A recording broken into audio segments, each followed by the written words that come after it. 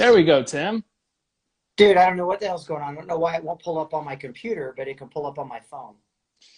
I don't know, man. These damn internets, these kids and their damn internets. Yeah. So, dude, welcome. Thank you. Glad to have you. This is a special one for me because since I've started shooting, your name has kind of been synonymous with what would be considered a professional, right, in this sport. You've been doing it for, how long have you been shooting, Tim? This 2021 will mark my 11th season, my 11th year shooting period. Wow, 11 seasons. And so you've maintained a full-time job, as most of us do, while shooting professionally. But you just, this was your first year, 2020, if I'm not mistaken, or was it 2019 was your first full-time shooting? 2019 was my first full-time year shooting and teaching.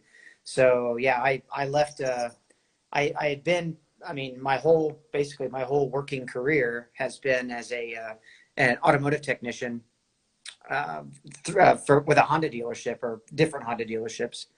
So, and I left, 23 years as a Honda technician. Wow. To pursue teaching full time and doing this full time. So that gave yeah. me anxiety just hearing it. Holy shit, dude, it was scary. I'm not gonna lie. I had in 2018 I had moved from Kansas City, Missouri, which has kind of been my hometown since I was born, to move to Albuquerque, New Mexico. Yep. So, and I moved to Albuquerque knowing that I was going to make teaching and shooting kind of my full-time gig. But yeah, I had the dealership I had worked at back in Kansas City. I'd worked there 13 or 14 years. So leaving that and kind of just moving all the way into the unknown. It's like, not as just moving into the unknown, it's like moving into the unknown and moving, to a completely different place too. There was some different changes that were needed to be made. So I actually had located a Honda dealership here in Albuquerque and got a job there so that at least I, had some income when I first moved here. And I think I worked here I moved in late 2018. And by the first of 2019, I had left there full time and was just working there like 2 to 3 days a week while teaching my full-time gig. And then I left the part-time, I finally let go of the net altogether. And yeah, I've been doing this ever since. So that's super exciting, dude. That to me, I'm not obviously going to be teaching or shooting full time, but I'm going through, I guess you would say, a similar transition as your 2018. I've been working in the oil field my whole professional career, living out here in Midland, Odessa for most of it. Now I'm about to actually move in the next, I think I got like a week, and then I'm gone. I'm headed to Houston, and I'm still going to be consulting for the oil and gas company that I'm working for now, but I'm going to be starting a whole new journey into a different, career. So what are you going to be doing? That shit's scary. So I'm actually going to be working for hold on one second, for a remodeling company. So flooring, cabinets, all that stuff. Yeah. So flooring, cabinets, tile. Yeah. I'm going to be doing the Tim Herron special. So I'm going to be actually one of their outside sales guys. So excellent. Just wanted to transition into something closer to home. Oil and gas has been a pain in the ass this year for COVID, and it really just kind of shook me, if I'm being honest. And, I'm out here for money. That just is what it is, and my wife, she, I think we all know by now, is the sugar mama. So she's been crushing it, and she got an offer to go back to Houston. And it was just kind of like we looked at each other, and she was like, "You want to do it?" I was like, "Fuck it, let's do it. Here we go." Yeah. So I quickly found something in Houston. It kind of came out of the blue, but it allows us to get back until I obviously transition into what would be my dream, which is what you're currently doing, which would be teaching and shooting full time. Mm-hmm. So, that's that is the dream. For a shooter to be able to teach and shoot full time, that's the kind of the golden ticket, the pinnacle, you know? So it's pretty cool to see someone just get it, you know, just go after it and just cut the reins and go, fuck it, sink or swim. Here we go. It was fun to watch. It really was. That's the thing. I mean, you know, fortunately, I've got a really good support, you know, kind of support team behind me. My girlfriend has been extremely supportive. I mean, she's the one that helped me, you know, like get my website kicked off the ground, and, you know, helps handle, doesn't handle emails for me, but like she gets like all the emails that come in, like through the website, like through the info@Tim Herron Shooting. So, yep. You know, she kind of like separates the, you know, the spam type stuff from like the legit stuff, and then, you know, forwards all the legit, you know, all the legit emails to me, and helps me get classes set up. And I mean, she's been a big support system for me as well. Just even, not even just because when I moved here, obviously I didn't know anybody but her, but just that whole, like that complete, like driven, like kick in the ass. You know, it was kind of like, for her, it was kind of one of those like, hey, what are you going to do? Are you going to shit, or are you going to get off the pot? You know, like you can't do both. Because I was trying to, you know, like I tried to juggle the whole, you know, like, oh, yeah, I can work full time and I can teach full time. And she was like, no, you can't, you know, bless your heart kind of thing. And it just, I mean, it finally gets to the point where she was like, think of it this way, you know, like you could leave. You've got 23 years experience as like a master technician, you know, kind of one of the top Honda techs, you know, in the country. Like if this doesn't work out after a couple of years, it's not like you can't go back to work doing something else. Yeah. I mean, you'll still be able to find a job, you know? Right. Yeah. I mean, so, I mean, the biggest thing for me was like, I've been a single dad taking care of two kids, basically all my kids' life. So for me, it wasn't even just the full-time income. Like I was driven and knew like, okay, this is what I want to do. You know, like I want to teach, and not just, I want to teach like for money, you know, of course I'm making a living doing this, you know, as long as people continue to come to my classes, but for me, it was like, I want to make a difference, you know, exactly. And I know that sounds so No, cliche. You know what I mean? It doesn't, because you see it. I have not had the grace of taking one of your classes.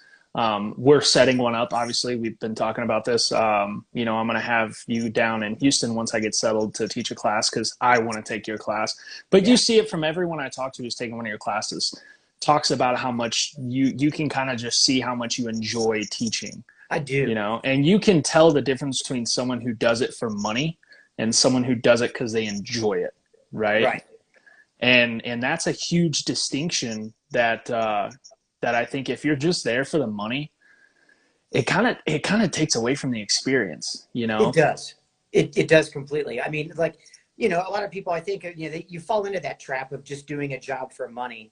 You know, even if it was a job you initially loved, you know, right? Mm-hmm. It turns into that like, I gotta, you know, I got to get up and go to work today kind of thing. You know, it's like, then you learn to hate everything. You know, you can't stand to get up at 4:00 in the morning and drive an hour to the airport. You can't stand all the people at the airport. You can't stand travel. Nope. I mean, I still get like goosebumps and nervousness about like, oh my God, you know, I've got to catch a 6 a.m. flight. I got to get up at 4. You know, I packed my bags 2 days before. You know, I've got my curriculum all set up. I've got my student list. It just, like all of that stuff for me is just, it drives me, you know. And then when I get to, you know, I get to a range and I get things set up and I get to meet all the students, and, you know, we kind of do our little roundtable discussion and, you know, talked with each other and get to know each other, you know, and things like that.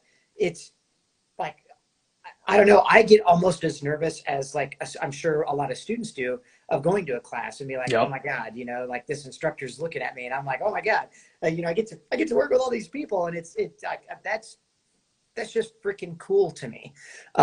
You know, and that's the part I enjoy the most about it. You know, getting to earn an income, you know, getting to earn a living doing this, yep, is just like obviously icing on the cake. It's a bonus. You know, yeah, it's a bonus. It's like when you see NFL athletes. We'll use them for an example. You can tell the ones who really enjoy playing the game and ones that now resent the game but do it for the money because it's what they do, right? Oh, And that can kind of Absolutely. translate. And you're getting a lot of love in here. I mean, I'm getting 10 out of 10 would recommend. I'm getting not so many people are as good as doing something and teaching it. I agree. Same guy who said 10 out of 10 would recommend. Tim Oh has an man, uncanny ability to connect to students. It's not fake. It's not forced. He has a passion to teach. Will attend again. I mean, obviously, it's resonating with people, which, not to pump your head up or anything, but that's a big deal because you've been in this long enough. I have not, right? So I've heard the stories, but you've been in this long enough to kind of see 11 years of somebody come into the game as a shooter, get into teaching, and then fall off, right? Because they lose they lose people because they're doing it for money, and right. people notice that, and then maybe they never adapted their training style, because what works for you may not work for me, and vice versa. Everyone's different. Sure. So being able to adapt those lessons to different people is a big part of being a good instructor. And you see some people who may be the best shooter in the world, but they don't know how to get others to understand how to do it, right? I agree. So I'd love to get Tim in South Dakota. Oh, you couldn't pay me enough to go there. One of the things that I've noticed probably more than anything are guys that like really go, and I'm sure you've seen it too, is guys that go really gung ho for the sport, right? They're Yep. like, they're in it for all the marbles, and they set themselves one goal, like, man, I'm going to be a grandmaster at whatever cost, and so like that becomes that tangible, what they want to reach out and grasp. And it's like they work and work and work and work and work for sometimes 6 months, sometimes a year, right? I mean, there's quite a few people that we've seen kind of, like come into the sport, and 6 months, 8 months later, you're like, holy hell, who was that guy?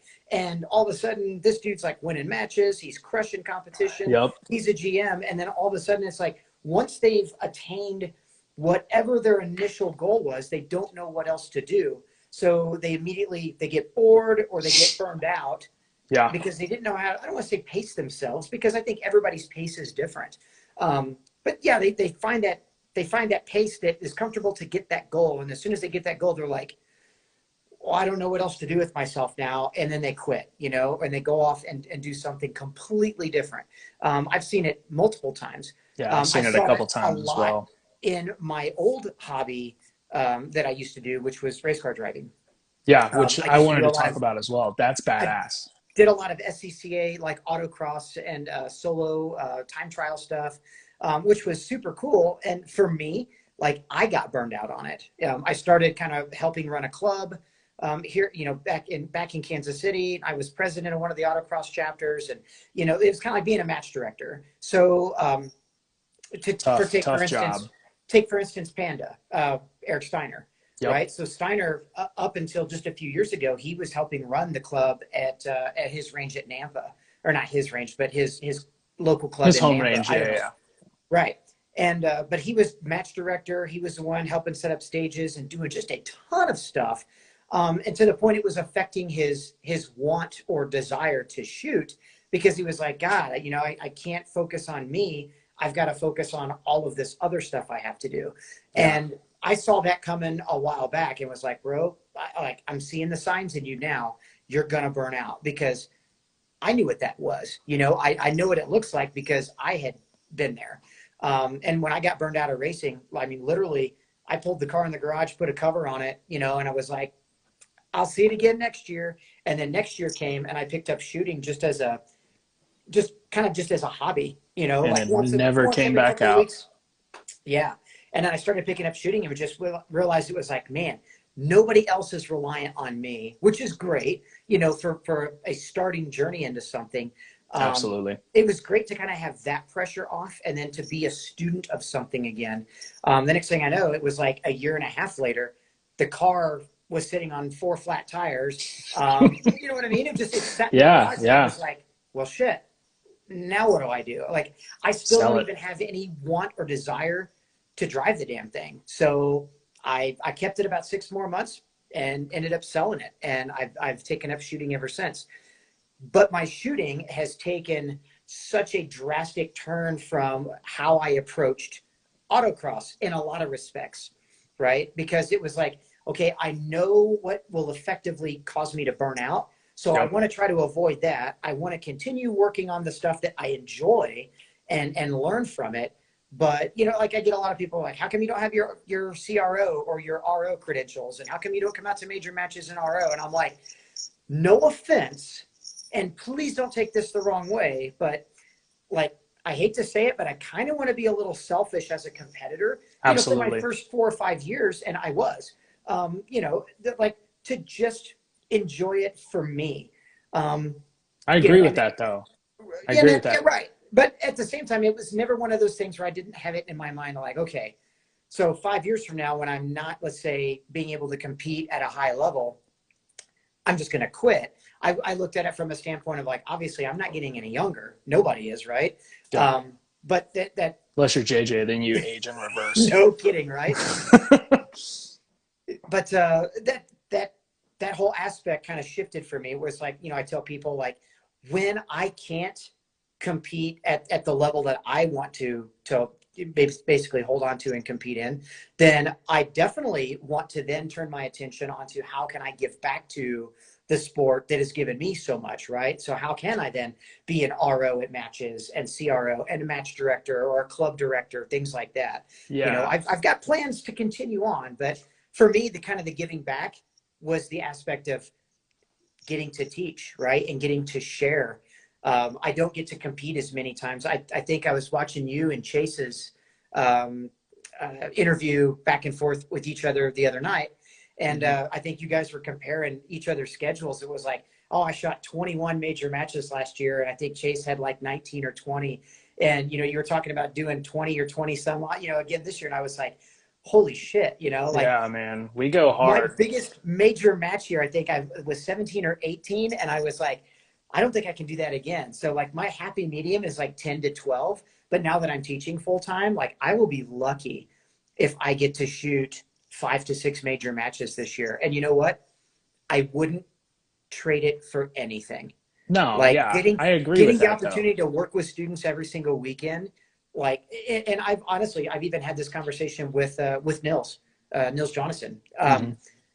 And I told Nils, I'm like, honestly, you know I'm kind of one of those guys that, you know, unfortunately yet, you know, has yet to win a national title or a world title. And of course Yet. I've still Yet. got hopes and aspirations to make that possible. Yeah. But if I never did, if my legacy as a professional, right, is left in the hands of, I've got a multitude of students that really were able to get something, you know, or take something away from time that they spent with me in a class. Like, to me, that's better than any national title I could ever hope or dream of ever winning. It's just like I said, kind of leaving that legacy as somebody that gave back and helped hopefully make somebody else a national champion or a world Absolutely. champion. And I agree with pretty much everything you're saying because I find myself, I teach, you know, youth SASP, you know, every Tuesday night out here. I have a group of probably 20 some odd kids that I teach and have for the last 2 years. And dude, I be honest with you, like one of my kids was seventh at nationals in 2020. And I was more happy about him getting seventh in his first year shooting in his nationals Yes. than I was winning any major, right? Beating anyone.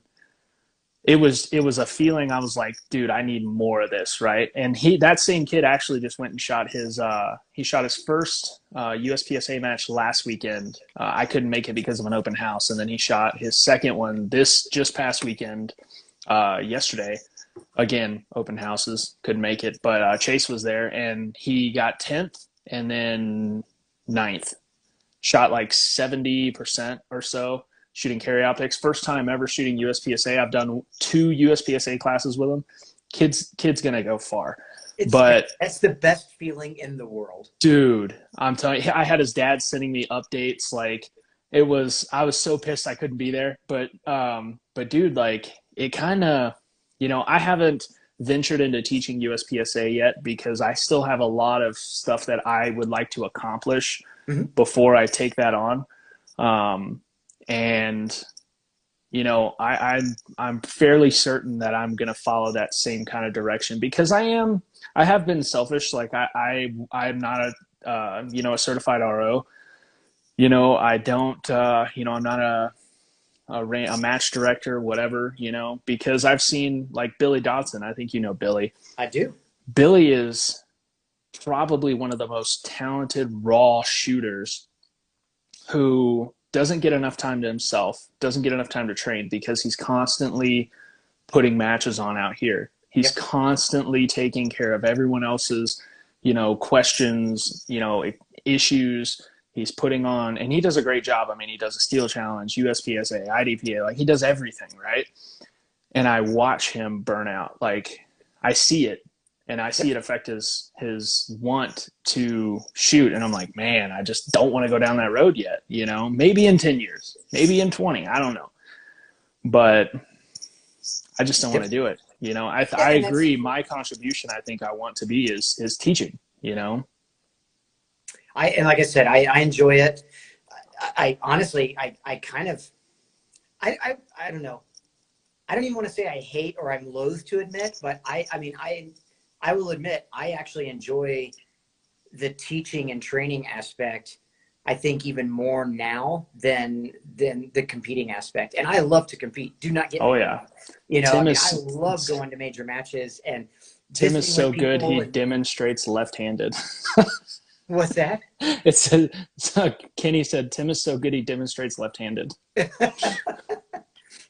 But yeah, I mean, like shooting major matches and having great results and things. Like I got to shoot, very fortunate, I got to shoot Area 1 this year and Area 2 both, and came off of really, like solid major match wins against some solid competition. Area 2, of course, even being against TGO himself, Rob Latham. And, that made me feel really good. It was a great, like absolute, like cherry on top, kind of cap to my 2020 season. But I mean, just like, I couldn't wait to put, to kind of put the competitive side back down and get prepared for the next class I was teaching in a couple of weeks, after that match win. Like I enjoy. And that was a big match win. I mean, it was, yeah. Taking out the GOAT. I mean, that's a big deal, dude. That's a big deal. Just so you know, I was looking for you after that match win too. I was like, I think I was gonna like, we were gonna pick you up, raise you on our shoulders, but we couldn't find you. But just so you know, and we're gonna do this later. Everyone I'm having on the podcast, I'm gonna have them give me their picks to win each nationals this year. Just so you know, you have been, since I've been asking that, the favorite to win single stack. Oh man. So well, I hope I don't let anybody down. I'm gonna do my damnedest. I've got you're my pick. I mean, practice and in training to hopefully ensure a very high, if not national win at nationals in May. And then I'm hoping, obviously, this will be my first year ever getting to compete on a world stage. And get to shoot at the World Shoot too. So, congratulations on that, by the way. Thank you. That's a freaking that's you were talking about setting goals. I have long-term goals, right? Mm-hmm. But I have a shit ton of short-term goals just to keep it interesting. I come from an athletic background where you set like the pinnacles, and I have multiple layers of that. But one of them is before I'm 30, which is approaching quickly. So I got this world shoot and another world shoot to make it happen, which I didn't make this one already. So that's gone. So I got one more try, but I wanted to make I want to make a world shoot team. Like that to me, winning world shoot, whatever. If you make it, right, just being there. Yep. To me is just like, how many people can say they played in a Super Bowl? Exactly. Like, yeah, winning a Super Bowl is legit, right? It's like the pinnacle. But how many people also can say, I played in Super Bowl, whatever, right? I went to World Shoot 2021. That's pretty freaking legit. Right. Did you vote for Biden or Trump? Come on, dude. What kind of question is that? We're not going to get political. But nope. Yeah, but how's that working now since World Shoot got pushed? Is it still? I mean, is it still happening with everything going Yep. on? So as far as obviously, I mean, it got pushed from, it was supposed to be like Thanksgiving, like the week of Thanksgiving or whatnot, 2020, and it got canceled because of COVID and everything. So now it's been pushed to same time this year, into November, 1st of December. And yeah, I mean, as far as, I mean, basically everybody kind of had to cancel flights, cancel hotels and everything, and now start this whole process over again. So, yeah, I mean, it's you know, it kind of Canceling a already flight to doing Thailand kind of seems like a pain in the ass. That yes. would kind of suck. So somebody said, show us a gun. So I'll show mine. I don't know if you got yours handy. I've got one right here. Yep. Oh, yeah, there we go. Is that the Heron Hawk? No, this is, well, this is Tim Herron's Nighthawk Warhawks. The kind of code name Nighthawk Herron Hawk is in the process of being. It's been designed. Yeah. So got some cool 3D renderings and all kinds of good stuff of it. It's in the process of being manufacturing number one, to hopefully be in my hands by spring. And hopefully that's going to be the gun that I get to compete at both nationals and world shoot with. So Just so you know, I want one of those because I don't have a single stack. And as you know, Atlas isn't making single stacks right now, or else I I would buy know. or else I would buy an Atlas, as everyone knows. Sure. But And I've known Adam for years, right? oh I mean, yeah, yeah, I and was he's very had nothing fortunate. but good things to say about you every time I talk to him. Yep. Like I told him you were coming on the live, he was like, "Oh fuck yeah," you know? Like I've you know, Adam was the guy that really made a lot of this possible for me back in 2016, when unfortunately the 6 hour team, you know, the gray shirt Team Sig team was dissolved by 6 hour, and yeah, actually Adam kind of reached out to me and was like, "Hey, how would you like to shoot, you know, an Atlas 1911?" And I was like, "Oh my God, yeah, hell yes, I would." yeah. So I was very fortunate and very thankful, even to this day, to be able to get to represent Adam and the guys and everybody at Atlas Gunworks 2016, 17, and 18. Oh yeah, You know, and it like I kind of talked that over with Adam when you know, when I was offered the possibility of being able to kind of to get to, you know, to represent Nighthawk and get to work with Nighthawk. You know, Adam had kind of expressed to me that he was going to go the other way and just focus on 2011 guns, you know, double stack guns and things like that. So, I mean, I think we both kind of came to the agreement, you know, the agreement that it was probably a better move for me since he was making a move kind of in the outside 2011s, of yeah. single stacks into 2011s, and for me to kind of represent a company that, you know, they're kind of diehard, tried and true 1911 guys. Two So, world wars. yeah, yeah. I mean, it was a good relationship, and it's been a great relationship with you know, Adam and Mark and everybody over there with Atlas. And like I said, I still, you know, I get guys ask me all the time, like, "Hey, you know, of all the guns you've shot, what do you recommend?" And of course, obviously, Nighthawk. But Yeah. again, I still, you know, I mean, when guys are like, "What do you think of Atlas?" I've got nothing but great things to say about Atlas guns too. Oh yeah. And I still have mine. You know, I've Yeah. so much, Yeah. I'll never get rid of them. And So whenever that Heron Hawk comes in, I want you to. It needs to. Will it say Heron Hawk on it? Because that's going to be actually, legit. so right now, like I said, the manufacturing like code name is kind of Heron Hawk. I don't necessarily want it to be actually called like officially the Heron Hawk. I hate to Well, say if it, I get my it hands sounds on kind of one, corny, you know. if Like I I want get some my hands cool on name. one, I'm sending it off to get Heron Hawk put on it. Okay. So Hammer said, Hammer Sear, Tim, what kind of epiphanies, if any, did you have going from A class to GM? Ooh, That's a good question. I'm not a epiphanies. GM, so I can't answer that. So, epiphany wise, honestly, the biggest issue is I didn't get to stay an A class very damn long. That's the fastest division to me. Always. The You go quickest from division to B, get AM. into is B. It's also the hardest division to get out, or the hardest classification to get out of. But it's like you 100% spend way too much time as a B class and never enough time as an as A an class A. shooter. For me, I think I was in A class for like 1 or 2 months before the next classification update happened, and lo and behold, I made master. I think the biggest epiphany though from A to M or A to GM was simply learning visually to just let go. Like 100%. Like practice is one thing, but learning to just let go visually of things, or let go, I guess not visually, but let go of like preconceived notions, right? Like everybody's got these kind of preconceived, like, okay, I have to shoot this, and this in this speed with these types of splits and these types of transitions, in order to kind of like survive, or in order to be competitive, or what you think competitive is.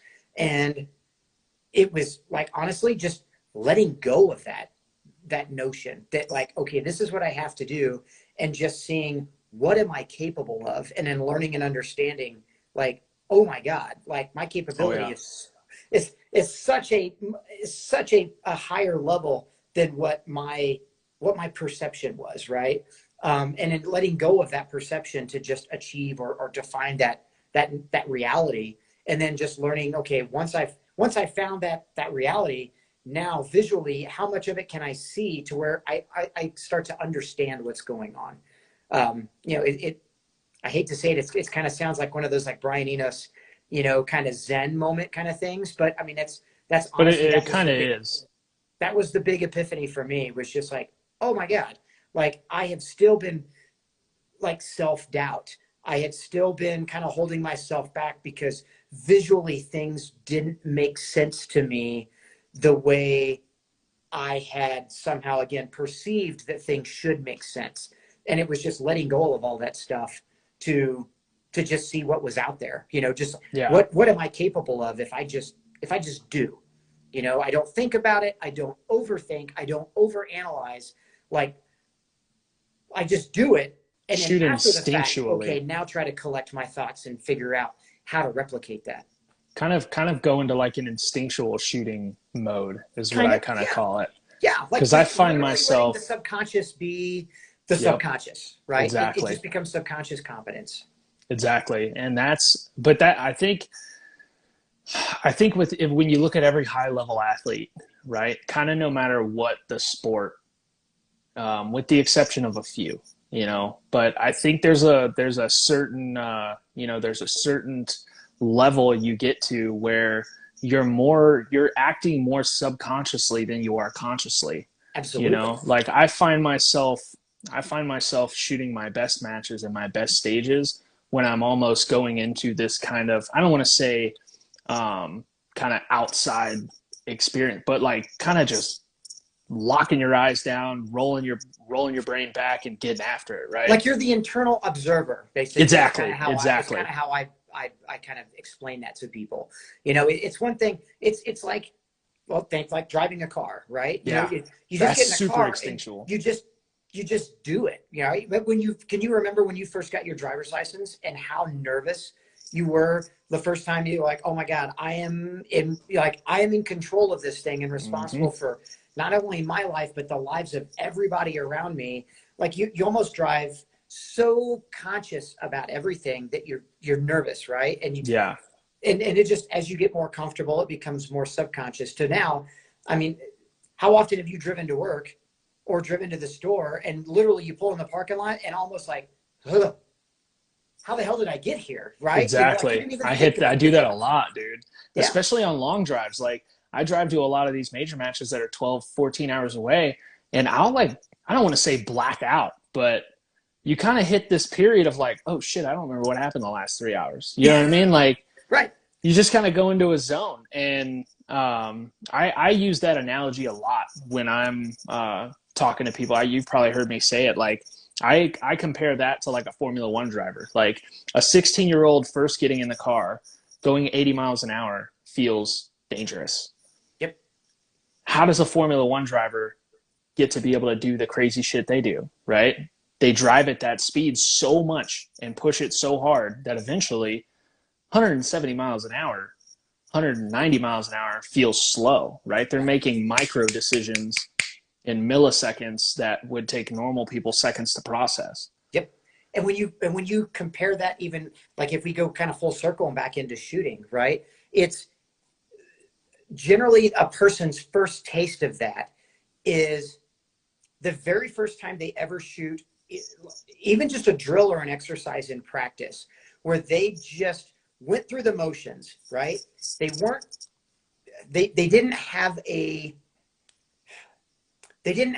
outcome that was set up for them to try to achieve, right? It was just like, I'm just going to do this task, and I'll see what the time is. And it's like they do the task, right? And let's say it's a standard like Blake drill, right? So it's a draw, 1, 2, 3, 4, 5, 6 across 3 targets, and they holster the gun, and then they look at the time and they're like, oh man, that's got to be like probably a low 3, mid 3 or something. And then they look down at the timer and they're like, holy shit, I did that in like 1.91 seconds. And the first time that they understand that, where they just like literally they're like, okay, that was awesome.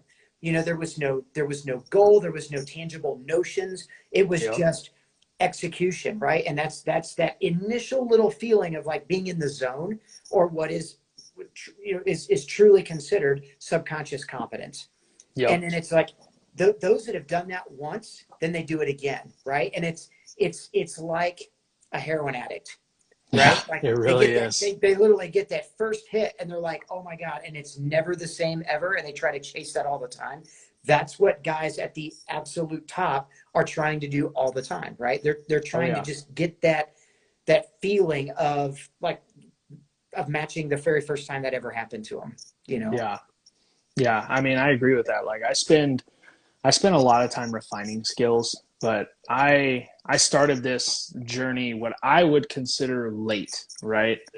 When you look at, you did too. When you look at guys like, Max, JJ, Casey, Christian, Nils, all those guys, they started as teenagers, or, some of them children, right? Like some of them had a gun in their hand when they were taking a sip of the bottle for the first time. Yep. I had a gun in my hand when I was taking a sip of a beer for the first time. So a little bit different, or I guess, legally. I was 33. Yeah. See, I started at 24, and I feel like I started a decade and a half late. Like it sucks. Yeah. Cause I look at all those guys and I think I got to make that time. Where am I going to make that time up? Right.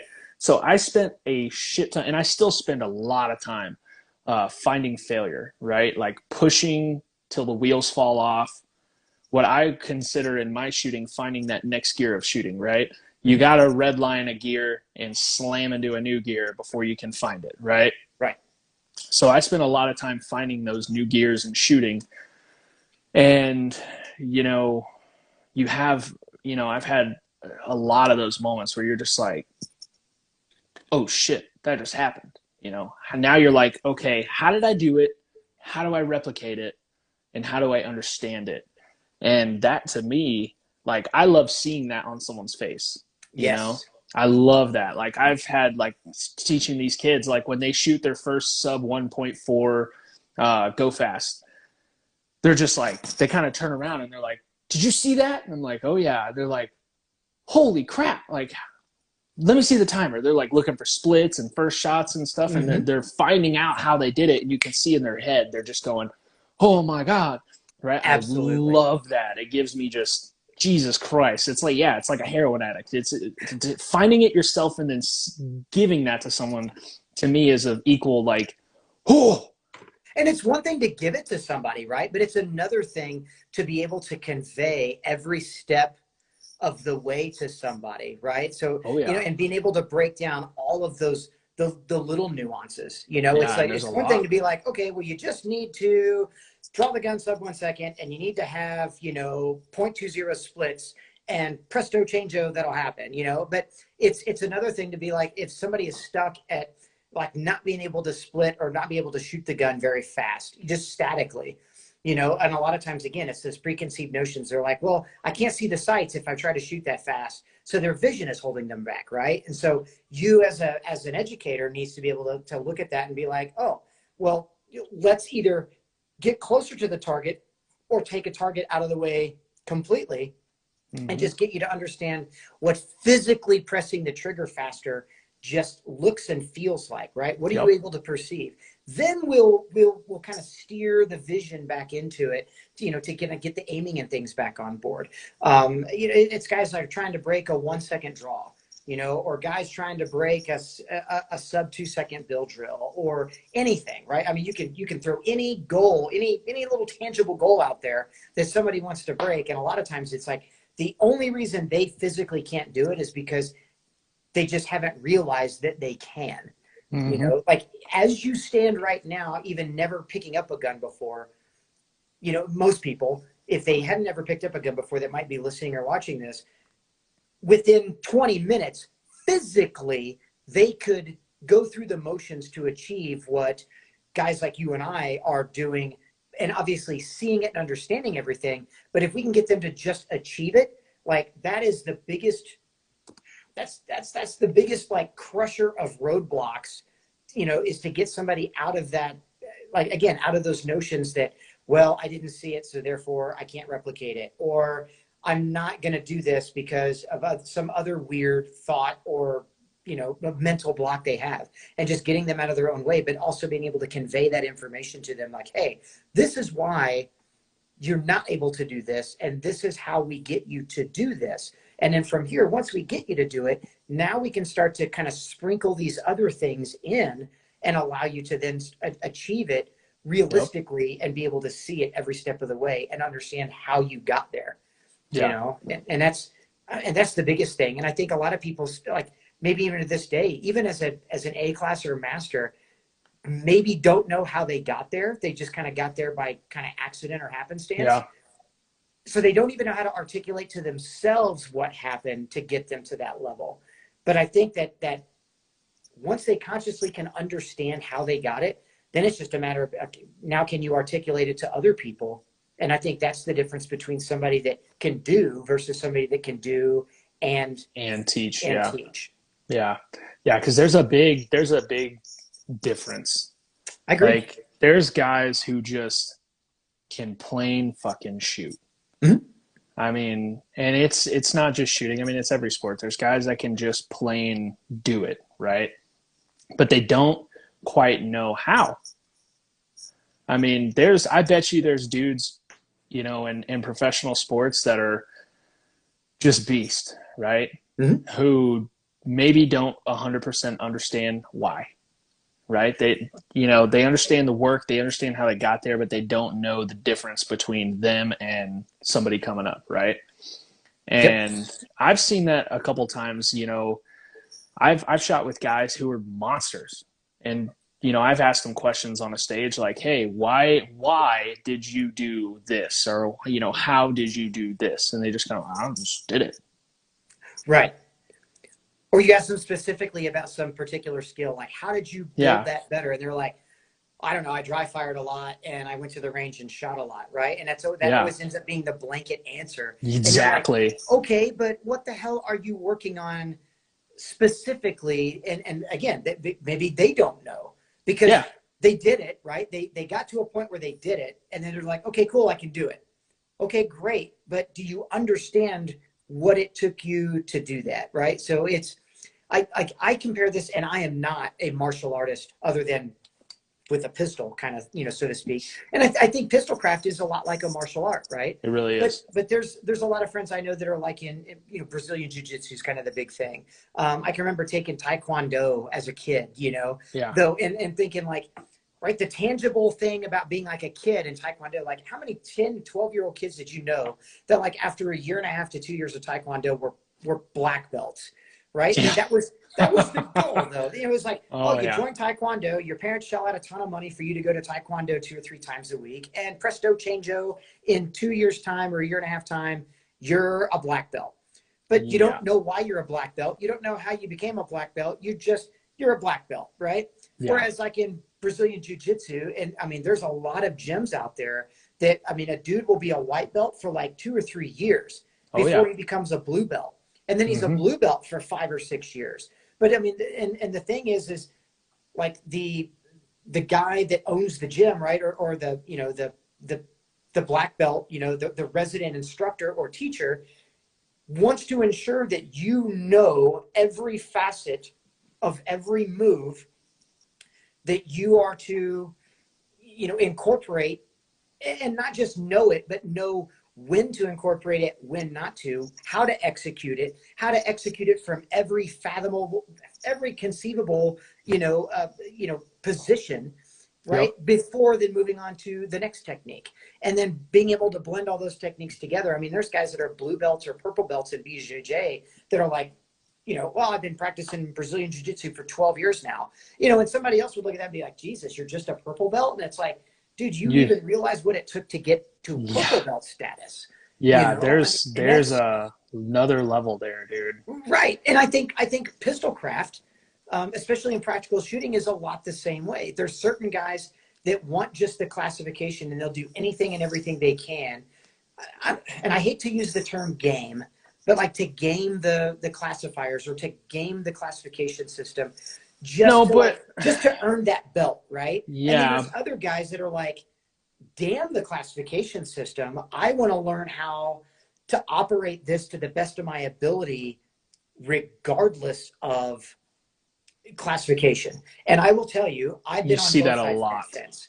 When I was a B class guy, I kind of was like, oh man, I'd be happy being a B class guy for a while. And then I'm a B class guy for 2 or 3 years. And all of a sudden I was like, man, fuck that. I don't want to be a B class guy anymore. I want to make GM, right? So then I started doing the same thing. It's like, oh, I'm going to practice classifiers, and I'm going to, if I screw one up, then I'm just going to be so mad and be upset, or, just you fall down that rabbit hole of thinking that is the metric at which you're measured. And it's not. It's not at all by any stretch of the imagination. No, because as well as I do, like, I really early on, and this was talking to, more experienced shooter, Billy, for instance, he's a master in both limited and M, and on any given day, he can show up and kick the shit out of 95% of GMs, and to me, I want to be like, I don't know when I'm going to make GM. I could go tomorrow and shoot a classifier match and probably do it. Right, if I just prepped, right, gamed the system. But to me, when I get to GM, I wanna fucking know I did it. I don't want to be a Taekwondo black belt, right? I want to be a BJJ black belt. Exactly. Right, because you see it as much as I do. You see guys that show up to a match, and you're like, oh shit, I got a GM on my squad. Like, this should be fun. I don't know this guy, but he's a GM. He should be a pretty good shooter. And you see him shooting, you're like, what the fuck? You're like, you're a decent A at best, but you have the GM, and you get to a standard stage, and he may be a beast on a standard stage, but then you get to 95% of the match, and you're like, oh, well. So here's right. Okay, so you and Chase were having this conversation. The reason I wasn't able to, when you and Chase were talking about like revamping or redoing the classification system, right? Chase's big thing is, I think the classification system should only be based on your major match performances. Yep. Because in Chase's own words were, I suck at stand and shoots, but I'm a beast when it comes to move and shoots or field courses. Okay, I get that. But I think the reason that he feels like he sucks at stand and shoots is because there is a certain level of pressure that is put on you to simply stand and deliver. Yep. That and I don't mean to call Chase out like this is a bad thing, but this is where a lot of people, this is that mental hurdle that they have is, screw classifiers, they don't mean anything. I'm a baller on a field course. Well, then if you're a baller on a field course, you should be able to stand and deliver on any given day, any given stage, whether it's a stand and shoot or whether it's a move and shoot stage, right? So where in your like cognitive thought process is there the roadblock that says immediately, oh, this is a classifier, I'm going to suck at this, so disregard it? There's a lot of other guys that, like, on the other end of the spectrum, oh my God, this is a classifier. And they almost build it in as like, oh my God, there's going to be a bright yellow Corvette sitting out front here if I win this classifier stage, right? So, and they absolutely tank everything else. Yep.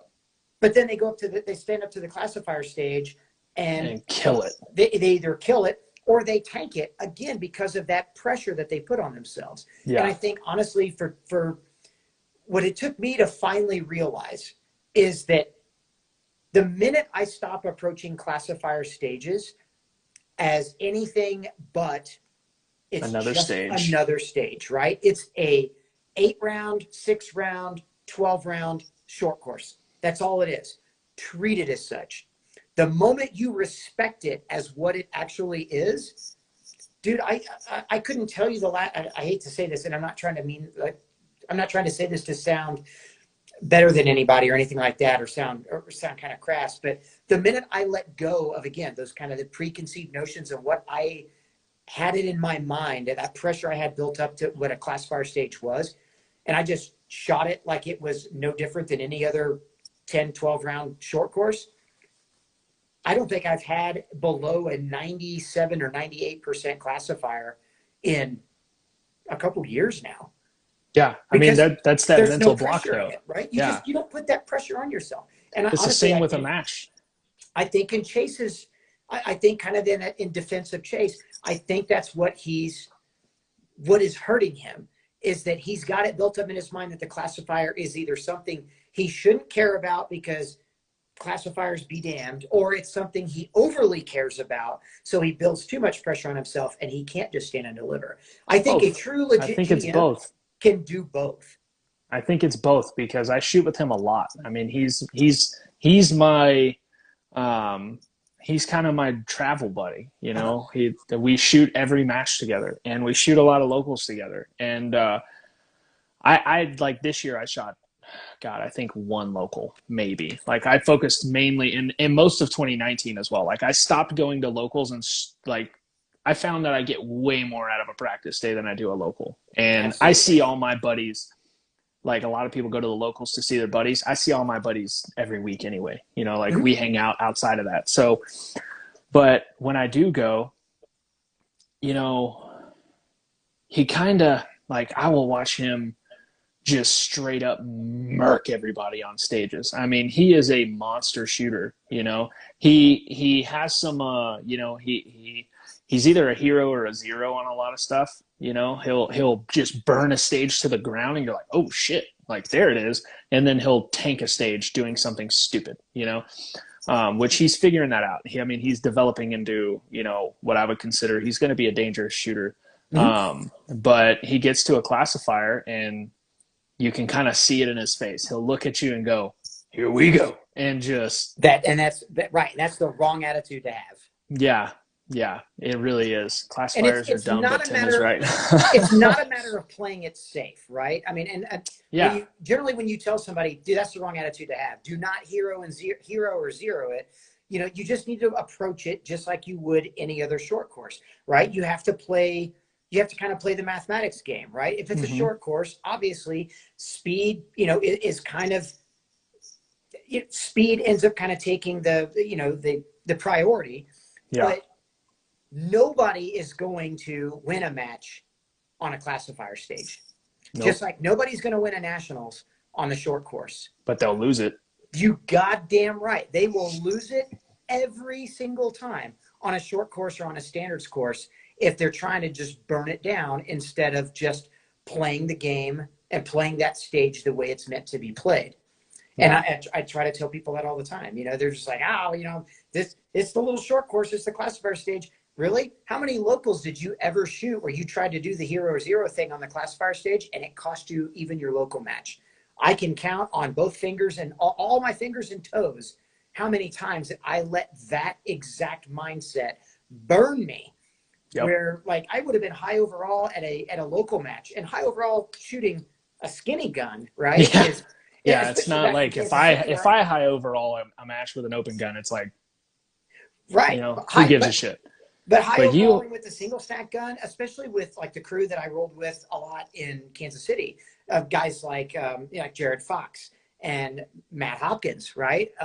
Two Merle Terminators. Eddington. You've got, I mean, we had a multitude of dudes that were all just banging on each other, you know, to try to win like the high overall, like regardless of division. Like there was a lump of 5 to 6 of us, and I can't tell you how many times I gave it away on the a freaking 6-round, 2 or 3 second classifier stage, trying to burn it down as if that was going to be the make or break of the match. Yeah, it wasn't the make of the match, but it sure as But shit it was was the the break. break of the match. Yeah, that happened to me. That happened to me at Area 3. The infamous losing to Steiner match. I was shooting with, Dexter Bradley, Andrew Hyder, Mike O'Leary, Gianni Giordano. It was a stacked field, Mm-hmm. and Steiner, in a way, kept me more grounded because me and him really were just kind of like, at first I could tell it was getting to both of us, right? Like the first day we were just like shit, right? Shooting with these monsters and they're just burning down stages and we're like hero or zero in it, right? And luckily we kept the wheels on enough through day one that day two, I just kind of was like sitting in my hotel room and I was talking to Chase, and Chase was like, so how'd it go?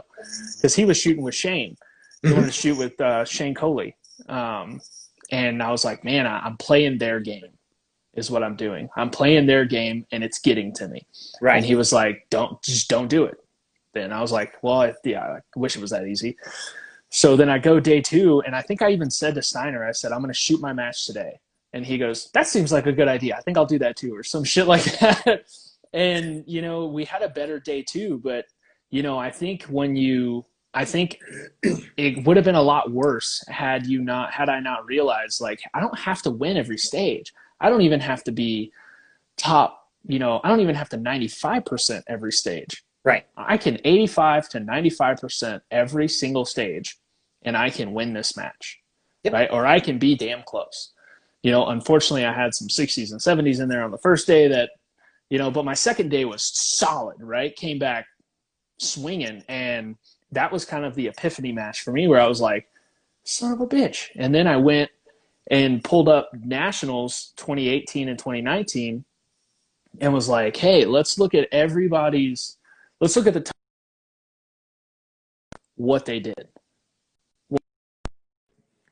Two of them who were 95 and 100% at every stage, as being JJ and Christian. Most of them were 80 to 95% on every stage, right? It was all consistency.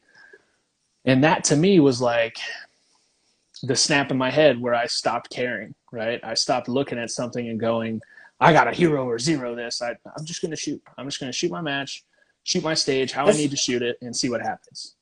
So one of the things I've done, and honestly kind of one of those epiphany moments for me, was 2015 or 2016, I started tracking just I started tracking the top 10 at nationals, right? And of course, you always track all the top 10. I mean, that's kind of lame to say.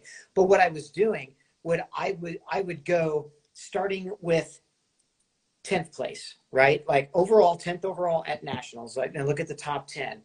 And then immediately breaking down every single stage. So I would take every stage. Stage 1, who finished 10th? And I would take that score.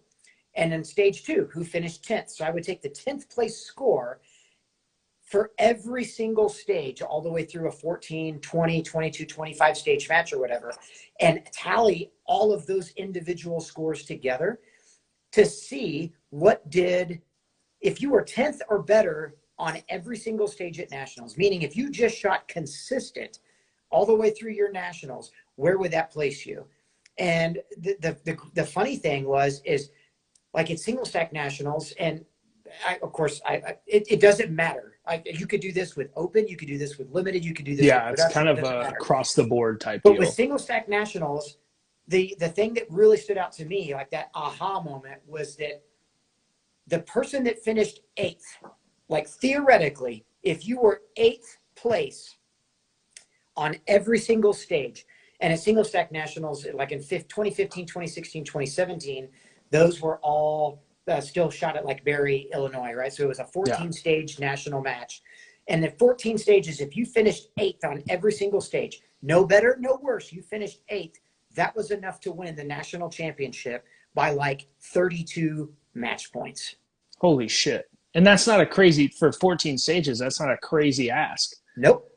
That is, Nope. yeah. I mean, I've kind of seen a similar, and that was my goal this year was consistency. Unfortunately, we all know how that turned out. I had primer pocket failure, so I was watching case, primer all Oh, match. So I shot, I think, 18 stages where I pumped my gun at least 3 times. oh. Yeah, I was miserable. Nils after the match goes, "I've never seen someone eat a shit sandwich so hard and make it. Like you made it." They were like, "We were all taking bets on if you were going to show up on day 2.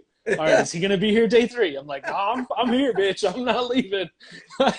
Ron Brown gave me after we finished. Ron Brown gave me a big hug, and he was just like, "You're a fucking champion to my heart, boy." I had, Golly.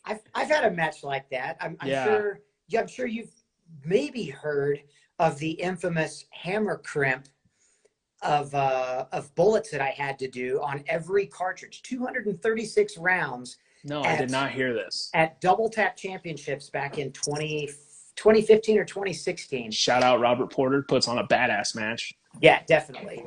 Yeah, drove all the way from Kansas City down to Wichita Falls, right? Which is like a 12 or 13-hour drive. Get Yep. down there, dude. I'm stoked. I'm like, I'm going to shoot double tap. This is going to be awesome. 2 stages in, I started getting the gun would not go into battery. And so I'm like, oh, Oh fuck. maybe my recoil spring is weak. So I shove in, like I go 2 pounds heavier on the recoil spring. The next stage, it is malfunction after malfunction. Like it's still the same problem. And I was at a couple of stages later. I mean, it was almost like bang, bang, bang, rack it, bang, bang, bang, bump it into battery, bang, bang, reload, put it back in, bump it into battery, bang, bump it into battery. I mean, it was Oh just, yeah. it was like people were like, Miserable. oh my God, like how, like, just ready to turn the gun on myself. It felt like, and I was able to figure out that there wasn't quite enough crimp on my ammo. So because the cases weren't square or weren't straight, that it was actually catching the top of the chamber as it was rolling in, and it would slow the slide down enough that it wouldn't allow the round to go all the way into the chamber. So I Shit. ended up borrowing a buddy that was shooting on the same squad with me, borrowed his small little brass jeweler's hammer. And every single, I thought, I'm just going to try this for one magazine just to see. Now you got to think, this is 2015, so there was no such thing back then as like test bays, right? You Yeah. couldn't just Yeah. go down to a test bay and go blast a magazine through. It was like, well, I'm gonna put 8 rounds, but I'm gonna hammer a crimp on every single one of these. So as I'm rolling the ammo across the end of the table, I'm tapping a crimp. I put 8 rounds in the Super magazine, scientific. and that was the first magazine I started with, and all of my troubles went away. And I was like, holy shit, I've got 12 stages left out of this 14 or 15 stage match. I guess I'm doing this for every effing round. So yeah, I'll never forget to the end of this day, the end of my life, 236 rounds. Oh my god. Individually pulling them out of the box, putting them on top of a metal ammo can, and all you heard throughout the entire range was done with Holy that one. Stick it in a shit. magazine. Done with that one. Stick it in a magazine. And literally, one of my biggest competitors at that match, Merle Eddington, who's also a big mentor of mine when I kind of started shooting and stuff. And Merle, for those that don't know Merle Eddington was like the 1994, 1995 USPSA Open and Limited like national champion. I mean, the guy's been around the block. But like Merle is videotaping me doing this, and he was like, "Are you effing out of your mind?" He Do was you like, have "Dude, that video? just quit.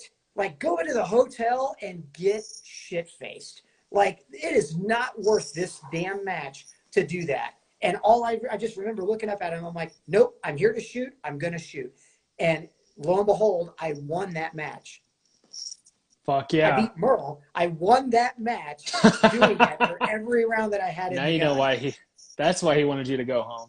But it was one of those things, right? It was just like yeah, somebody fed you a shit sandwich and you ate every crumb of it and, like overcame 100%. adversity.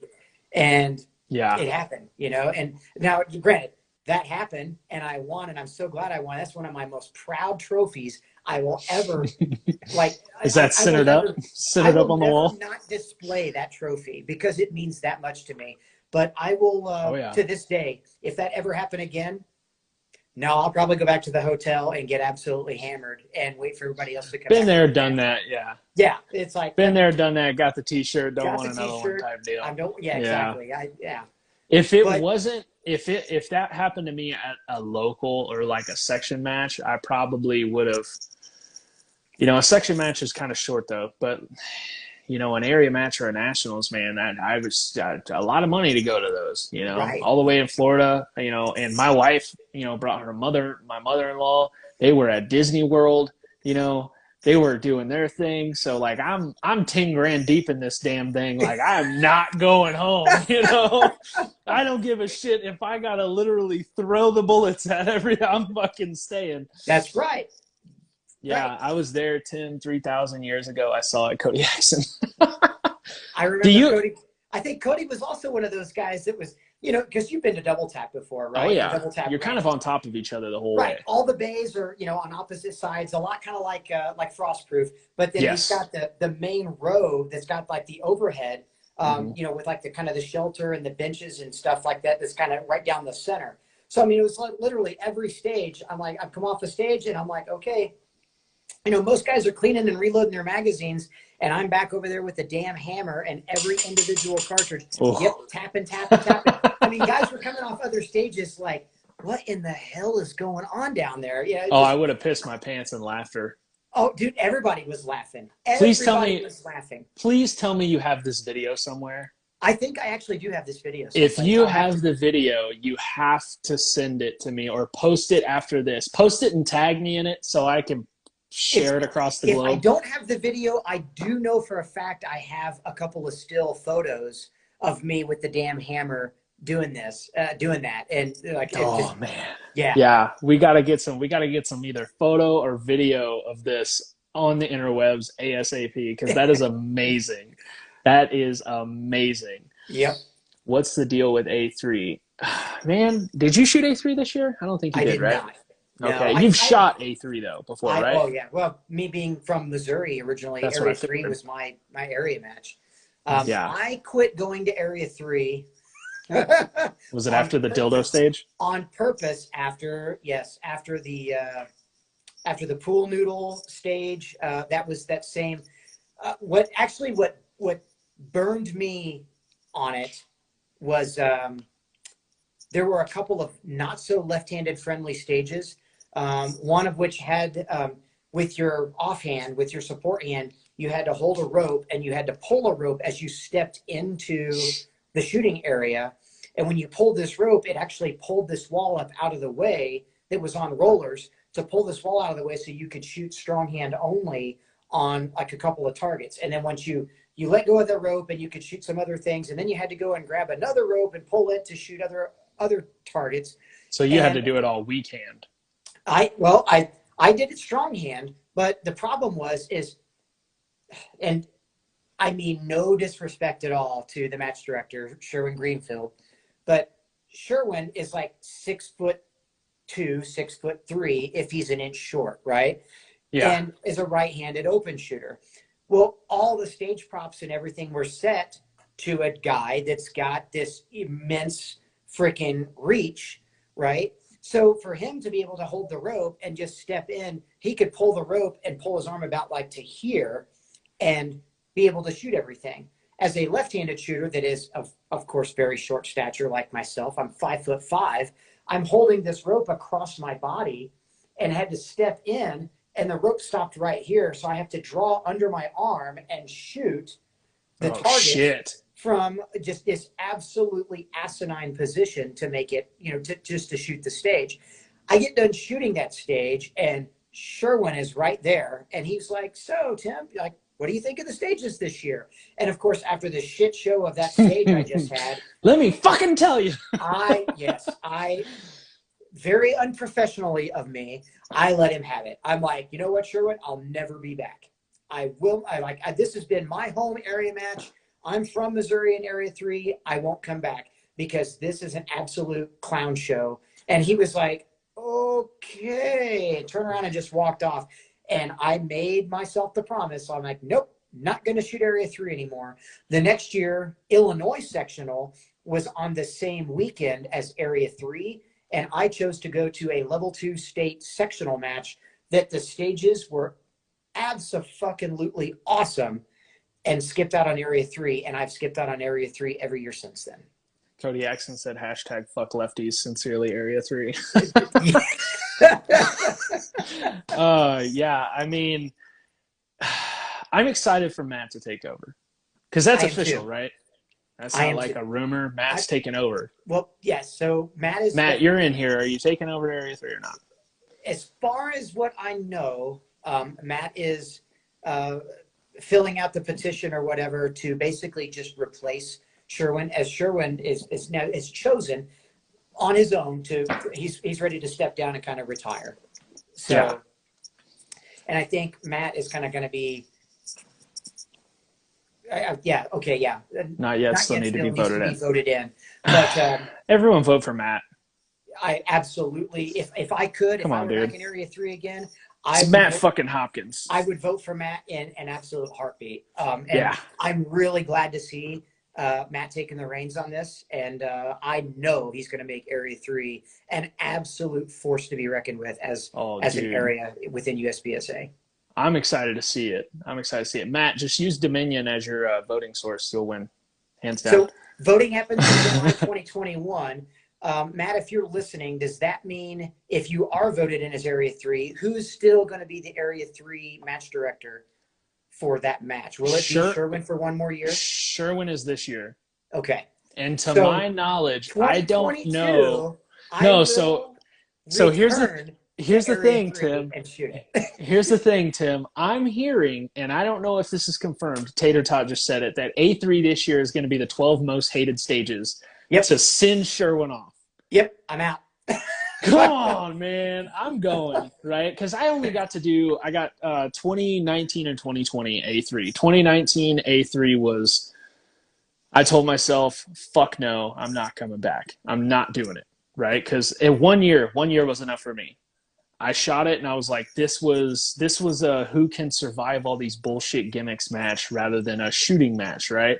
And some of the stages to me were just not that great, right? Now I heard 2020 or this past year was a really good area match for an Area 3 match. So I'm glad I went. Less crazy props and more just, I mean, there was some kind of wonky stuff like the 4-3-3, 2-2, 3-4-2 or whatever stage it was where each target had a different round count, which that's kind of cool. I mean, it was kind of cool. It didn't require you to carry a fucking, barbell all the way down a range and set it down on 2 activators and shoot things strong hand on the way back up. Yeah. I mean, there's some of those things, but yeah, I mean, it got a little out of hand.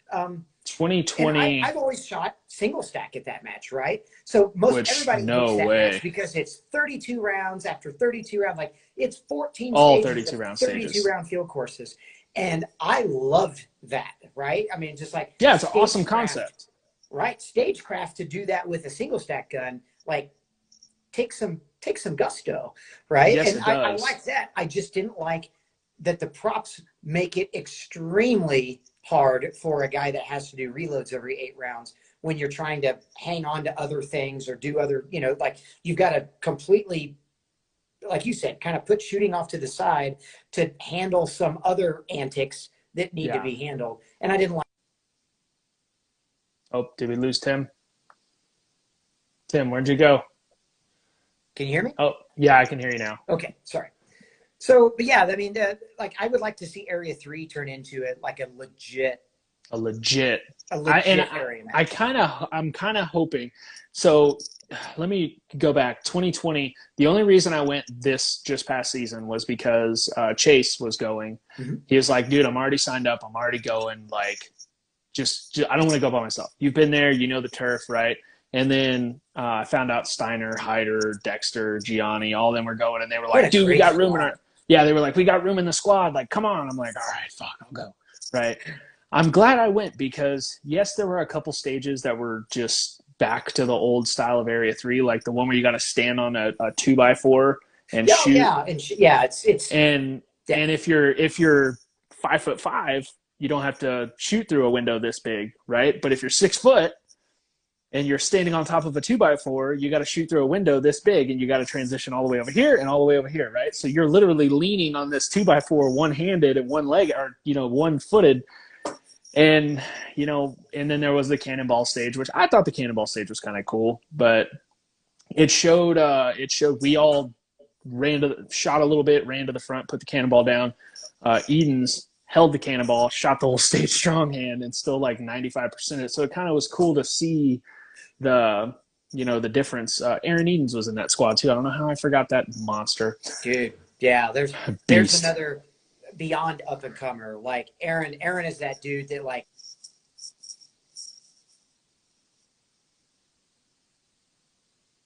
it was like who, and now all of a sudden everybody knows who Aaron is. Like he's made himself known.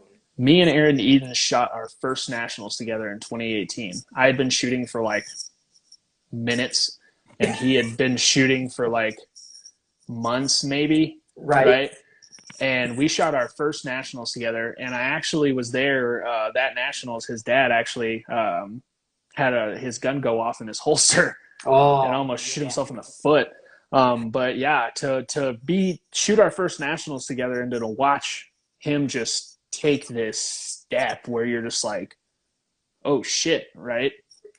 Dude, he's going to be a problem that I am going to be dealing with for a long time. And me and him have had this conversation. Like, I'm a firm believer that I will be as good, if not better, than all the top shooters that are up there right now, right? But I have a feeling he's going to be right there with me the whole time, kicking me in the balls.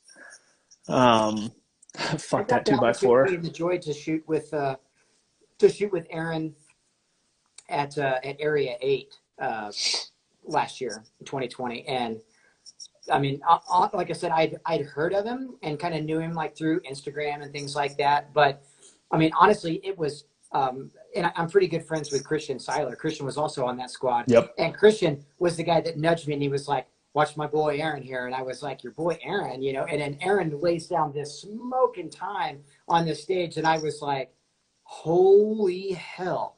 Like, I looked at Christian, I was like, where did he come from? And Christian was like, right? And it was just, and Aaron was on fire all day. Oh yeah. Yeah, and just an absolutely impeccable sportsman and just a great guy to be around. Dude, he's so fun to be around. So fun to be around. So he's going into the AMU. That's Congratulations to him, dude. But I don't think there's another shooter that's a better fit that's not already in the AMU. I agree. I look at the young shooters that are up there right now, and he is, to me, what Max Michel was when you see Max Michel in the AMU days. You know what I mean? Like that persona, that aura, that demeanor in the talent, right? At least I think so. At the same time Max was in, Travis Tomasi was about that same time frame. Yeah, dude. So I mean, it was kind of like double trouble when it came to both of those dudes, right? I mean, and for me, that's when I first got into the sport, was in 2010. So those dudes were like, oh my God, those were the black and golds, right? I mean, they were killers, untouchable. And to see those guys then become professional shooters, outside of the Army, and really, it's super cool. And both of those guys, again, I mean, I think the Army does an absolutely impeccable job of choosing the correct people, not just based on talent, but also on character. And dude, think of the bangers that have come out of the AMU. Oh yeah. I mean, Tomasi, Max, Coley, Eusebio, dude. I mean, Daniel Horner. Yep. I mean, wasn't JJ in the AMU? No, I think Casey. Or no. Eusebio, yeah. Yeah, Casey Eusebio was in the AMU, but was JJ in the AMU? I can't remember or not. I don't think so. I know he was Border Patrol for a while, right? Or no, he was DEA, something like that. Department of Homeland Security, DHS. Department of Homeland Security. That's right. He was, yeah, DHS. But I think he worked out dude, of Jersey for years. yeah, because that's where he met. That's where he met Jessica. Dude, freaking the freaking bangers that have come out of the AMU, man. Look at the guys they got. I mean, Hetherington, Browning, Dexter. Yep. I mean, they've got some heat, dude. I'm excited. I think the Fun AMU thing is it's not just in USPSA. I mean, oh yeah, look at the talent that they have that shoot like Bianchi Cup, and the yeah. talent that shoots 3-gun, and the talent that shoots bullseye, and I mean, it's just it's immense talent everywhere, dude. The AMU is just. I'm excited to see how good Aaron gets when that's his job. Like he's been shooting while at college, right? Yeah. Like there's a distinct difference. Like I'm excited that I'm about to hit a point where my ability to practice is going to open way up, right? And I already practiced an immense amount in 2019. I took a huge step. I feel that I kind of plateaued in 2020 because COVID and my job got so crazy and primers. I shot 60% less than I did the year before, right? But this, like, he is about to hit an area of his life where he's shooting, dude. Right. He's living, breathing, eating, sleeping, shitting, shooting. Yep. Like, it's going to be awesome to watch. I agree. It's also going to suck balls because I got to shoot against that guy. So, yeah. So, dude, I kind of want to, since we're on the subject, man, let's talk NAS. Let's talk NAS this year. I mean, we've got, limited 10 production single stack shooting early, right? Mm-hmm. So I'm going to shoot limited 10. I think Christian's going to shoot limited 10. Christian is for sure shooting lim 10. Yeah, I know that for a fact because you know why I know that for a fact. Yeah. I know for a fact because I heard it straight from Christian. Yeah, I do too. I also know he's getting some limited guns in the works. But I want to hear your pick, man. Like, let's start with production. Who do you think's going to win production this year? You think Hetherington's going to come back and two-peat, or you got Nils, you got Mason, Lane, and again, right? The I don't want to say not even the dark horse, the unknown, right? Because I think Ben kind of like threw everybody for a loop this past year by just like saying, forget it. I'm not going to compete at all at nationals. That did throw everyone for a loop. Reigning 7-time like consecutive national champion. Has he been? Because he's won it like a lot, right? Has he? Yeah. When's the last time he lost? Ben's won 7 or 8 times now, something like that. And Ben's literally just about untouchable. So I would say, I mean, obviously, if Ben comes back to production and shoots production, man, he's a hard person to bet against. Obviously, he is. I personally, I would really, and nothing against Stecker. I would like to see Nils get one in production. And Nils was really close to Ben 2 years ago. Nils is as his first year shooting the athletic Canada. Giraffe, man. So I would really like to see Nils take it. I would not be surprised also to see Mason, who was a very close second to, I say very close, relatively speaking, was second behind Hetherington, and then came out of left field and absolutely smoked the field, on the non-super squad shooting limited division with basically the same gun, just in 40. That threw everyone for a loop there. Tough. You want to talk about throwing people for a loop? It's tough to pick just one, right? I mean, because it's still a heavily, even though numbers in production have gone down over the last like 3 or 4 years straight. The heat hasn't. The heat, right? The heat at the top level of that still hasn't. So I mean, I think it's one of 4 people's game really in that one. Yeah. And so you're going to give us 4. You're not going to give us a distinct one. I can't. What's your gut tell you? Assuming Ben Steger shoots. Assuming Ben shoots? Oh God! Like I said, he's hard to bet against. He is. If Ben shoots, God damn it, I'm still gonna have to say Nils, just because like Nils. All right, we're locking it in at Nils. I love Nils to death. Yeah, I do too, man. Nils is one of my favorite people I've ever shot with. He yeah. really is. The athletic giraffe, man. I call him it's like a cheetah and a giraffe had a baby, is what it is. Yes. Dude, my initial gut feeling tells me Hetherington is only getting better.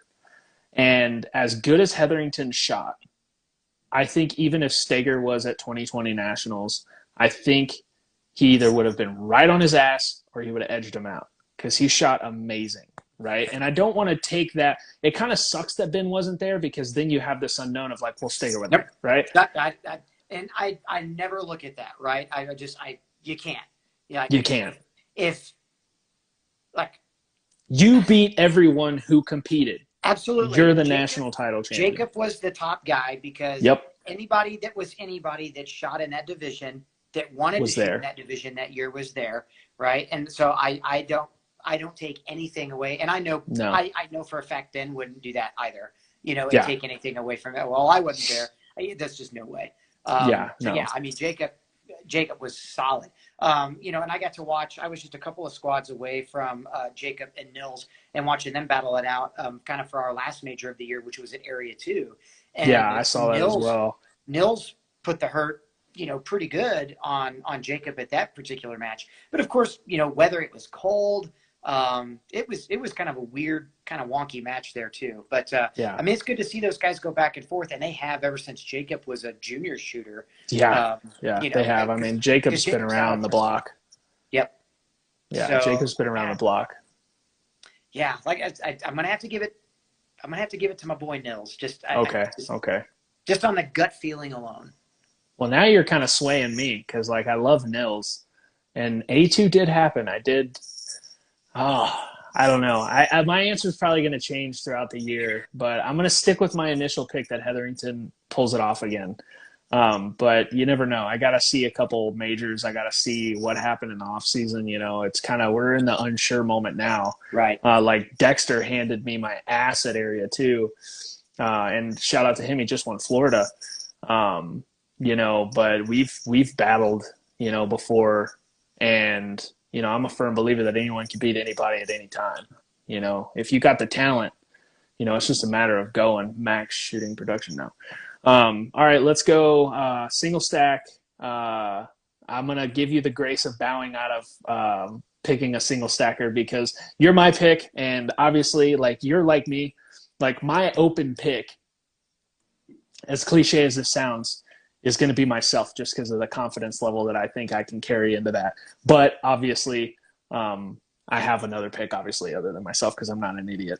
But you have a legit shot of pulling off single stack. I think we all know it, right? I think I do too. And this is like the story of my life, right? You know, unfortunately, I just have not had like 3 solid days ever come together all at the same time for me. It's hard, man. And it is hard, you know, and I've got, honestly, you know, there's a part of it. It's like where skill plays obviously the 95% part of this, but then there's that other 5% of luck that unfortunately luck just hasn't quite been on my side yet. I'm going to do everything in my power between now and May to put skill completely on my side and hopefully a little sprinkle of luck on there too. So, I would like to obviously bet on myself for nationals. At the same time, here's what I will say. For nationals, as far as single stack, I think the people to really keep an eye out for, Austin Harris out of California. He's a beast. Oh my God. The kid is He's a beast, man. Talent. Kid's a savage. Yes. So he's another one I feel would do great things if he went into the AMU. Oh, I agree. So Austin Harris is one. My good friend Jeff Coffin out of Oklahoma, who was also a beast. Very close third this year. And Jeff was one of those guys I kind of like to think, you know, Jeff was kind of chasing me, you know, kind of nipping in my heels just a couple of years ago. And then, I mean, Jeff comes out of left, I won't say even out of left field. I knew he was coming, you know, even a couple of years ago. And then last year Yep. to watch him just absolutely clean house at nationals and do really well and finish top 3 against, Rob Latham and Mike Seeklander both was awesome. So yeah, Jeff's another one of those guys I've definitely got a keen eye on. And then obviously you can't discount Jeremy Reed either. Jeremy's been he's been a beast for a long time. And then another really good friend of mine, Elias Frangoulis. I think Elias, Yeah. I know Elias has the talent to do it. Elias is one Yeah. of the same guys though, right? He's just Former world. I mean, he's a world had the champ. talent. He's just missed that last % of luck that it takes. And Because I would like to Elias see won Elias. Classic at Worlds, right? He did At one Yep. point. Yeah. I mean, Elias Frangoulis is a legit talent. Like, Yep. you can never count that guy down. Ever, never, ever count that guy down. I agree. So I mean, there's 4 or 5 guys to watch out for. That Yeah. obviously I've got my eye on, which definitely makes that talent pool deep. I mean, Yeah. and like I said, I mean, I think even last year, looking at the stages at nationals, that was the first year for nationals to be at CMP there in Alabama. A lot of the stages were like, oh man, there's quite a bit of movement and there's some really good stagecraft to be had. And then lo and behold, freaking Rob Latham, Robbie goes out, not even on the super squad, shooting on another squad and, pulls out a really, really tough win against an absolute stacked field of talent too, to win his 19th or 20th at the tender age of 60. Yeah, I was about to say, like, 59 or how 60? old is he? Like, He's old. 60. Yeah, he's old. Yeah, He's old. He's not. I know he's not watching this because I'm not I'm not on that level where I get Rob Latham watching my lives. But Jesus Christ, to come out at 60 some odd years old and Yep. pull off not a senior title, not a super senior title, but a fucking national title. Yep. Oh my God. Against Against a these stacked younger, field. faster, stronger, like these young talents that, they're like every bit as good as guys like Nils, who's been the reigning single stack national champion for the last 2 or 3 years too. I mean, these guys are all vying for that title and Robbie's still like, yeah, watch this, Yeah. still Hold my walker. yeah, I mean, just yeah, I mean, so I mean, to see Rob win at nationals, right, and then me being able to compete against Rob at Area 2, like I was just stoked to, like, oh man, I get to compete against Rob again, and let's see how this goes. And I mean, that was my first time ever winning a national level, an area match. Still, is it's a level 3, it's a national level style match. An area match is a Grand Prix win in Formula One. That's what people don't understand. I agree. Yeah, agree. winning to one get is amazing. My first win against Robbie was like, okay, finally get that big monkey off my shoulder. That was a huge relief of pressure that I have put on myself to do to try to this undue level of pressure that didn't need to be there. I stacked on myself, and then it took me finally overcoming that to like. Mhm. I mean, honestly, I left that match in November feeling like a completely different person now. It's like beating Phil Mickelson in a round of golf. Yeah, yeah, It really is. Like, it'll change you. right. And that's will. kind of how I feel. It's changed every facet of not only my confidence, but just in my shooting on its own. To know like I can do that. Not only I can do that, like I have. I did do it. Yeah, you did do it. Right. Yeah.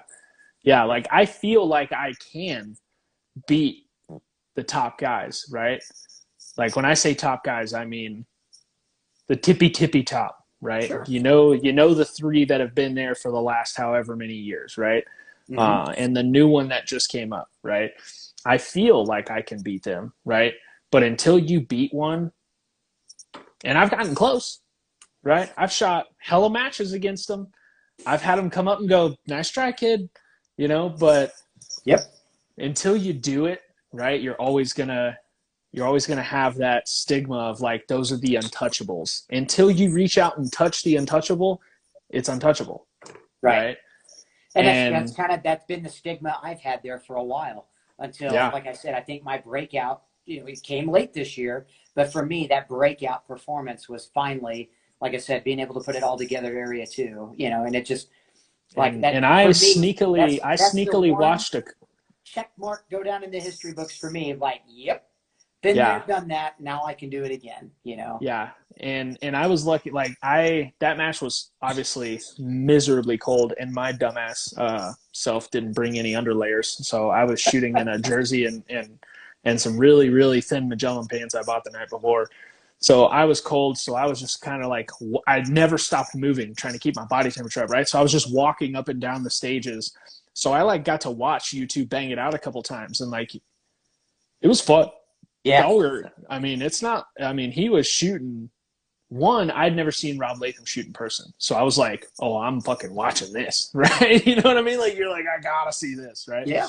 And then to see him shoot some stages, I'm like, whoa, dude, with a fucking single stack. Like, Jesus, that was impressive. And then I see you shoot, I'm like, oh my God, look at fucking Timmy. Just laying down the law over here. You know what I mean? I think I came up to you at one point and was like, that was fucking baller. Like, I don't remember what stage it was. Can't remember what stage it was, but I was like, dude, I don't know. I think I yelled from like probably 30 feet behind you guys, and I think someone turned around, and I was just like, yeah, fucking Timmy. But dude, like it was a fun match to just go there, even though it was colder than a witch's titty and a brass bra. But it was fun to see you. It was fun to see you do that. So now let's move on to limited 10. So Lim 10. Got to give it to my boy Christian. I think. No faith in your boy here. Give it. Are you I'm just kidding. I'm shooting Lim 10, but here's the thing: you go with your gut, dude. It's fucking Christian Seiler. Yeah, I think right now, I don't mean this to sound again bad at all against Christian. He shot a dot for so long. I think there's going to be just a slight learning curve for him to really get behind the iron sights and really learn and understand what he can and can't get away with the irons. But dude, because there is a difference. We're in the middle of January, right? He's still got 5.5 months to, 5 months basically to really sort that stuff out. So and he's sorting it out as we speak too. Yep. Now here's my next question, right? So Christian's your pick, which I would agree. Christian's my pick. Now I'm shooting limited 10 nats as well, and I am, believe it or not, a better iron sight shooter than I am a dot shooter. I feel more at home with iron sights. I was a limited shooter all 2019, and I did very very well. I actually zeroed a stage at Area 4 and basically zeroed a stage at Area 4 and still shot like 98.9%. Like that's awesome. Yeah, and it was not a small stage either. Like, I feel I'm a better limited shooter. I'm shooting open because I believe this, like, I want to drive a Formula 1 car, right? I don't want to race Formula 2 or Formula 3 or Formula E. I want to race Formula 1, right? It's kind of while I'm young, while I'm able to keep up, right? Because, like, I got knee problems. I got back problems. I played football at a pretty high level for a while. Like, I'm beat to shit. You know what I mean? Like, there's not a whole lot of miles left on this car, at least not at the moment. So I feel as if I could come in and shake some shit up. But even my pick right now is probably Seiler, because, God, dude, the kid's just talented. He's just talented. I agree. Who else is shooting limited 10 that could give him a run for his money? I mean, unless Nils but Nils is going to be shooting production, Blake Miguez did awesome. I think Blake is always, and I think Blake could definitely be a threat again for a repeat. 100%. In L10. And that's if he forgot about Blake. That's if he doesn't decide to shoot single stack. Single stack. Because he's an absolutely amazing single stack shooter as well. He's an animal with anything, though. Blake Miguez is if we had a Hall of Fame, Blake Miguez would be in it. Absolutely. You know what I mean? Like he's the Drew Brees of shooting. You know what I mean? Like he really is. Like, he's consistent. He's always winning. He's always in the championship fight. You know what I mean? But just hasn't, like, he's won a title. I think he's won a couple. Yep. But he's not cranking out 20 of them. He's not winning 6 Super Bowls. But that guy can beat you on any given day, anywhere. You know what I mean? Coley, is Coley shooting limited 10? I don't know if Shane's shooting limited 10 or not. I know he's shooting limited. Obviously. I'm not sure if he's shooting L10. if Coley shows up, he could give Seiler a good fight, and Blake Maguez, if he shoots limited 10, could give Seiler a really good fight. But yeah, I think I would agree with you there. So now let's move on to high cap. I know you're not a high cap guy, but you are going to shoot some carry optics this year, if I'm not mistaken, right? I'm dabbling in carry optics this year. I may not shoot any major matches in carry optics simply because, again, world shoot. So Yep. all of my efforts are going to be shooting the skinny gun for sure this year. Now next year, since it's not a world shoot year or anything like that, yeah, I'm not only just in my practice this year and even last year, and I also teach a lot of my classes, and I'll bring my CO gun with me and shoot carry optics. Kind of prove to students that I know what the hell I'm doing with a red dot too. I do plan on shooting carry optics next year, and hopefully shooting carry optics nationals too. So Hell yeah. carry optics, dude. Max Michel's the dude to beat. Yeah, like Seiler said he's shooting carry optics nats, which is surprising. He's shooting all these nats because it's a world shoot year. Mm-hmm. But he's apparently shooting carry optics nats, and I have a hard time seeing Max lose. I do too. I mean, and as much as I love and have faith in Christian and his talent, like Max has had a few years now behind that carry optics gun, and and Max has proven that he can win the absolute combined high overall against monsters shooters, right? Against open national champions. Yeah, and shooting basically a minor production pistol with a red dot on it. So yep, yeah, I can't bet against him. Max is on my Mount Rushmore, man. I can't. Yeah, I can't dethrone him off the carry optics title. I agree. Until he loses, and even then, right? You know what I mean? Even then, like it would be interesting to watch it happen. It'd be interesting if Seiler was able to pull it off, but it would hurt me here watching Max, because I like Max. Like me and Max have spent a lot of time together. He's been a huge help to me. He's been a huge mentor. It would hurt here to watch Max lose that national championship to Seiler. Not necessarily to Seiler, but to anybody. Like if I watch Max lose, I want it to be to like Eric Grafel. Right.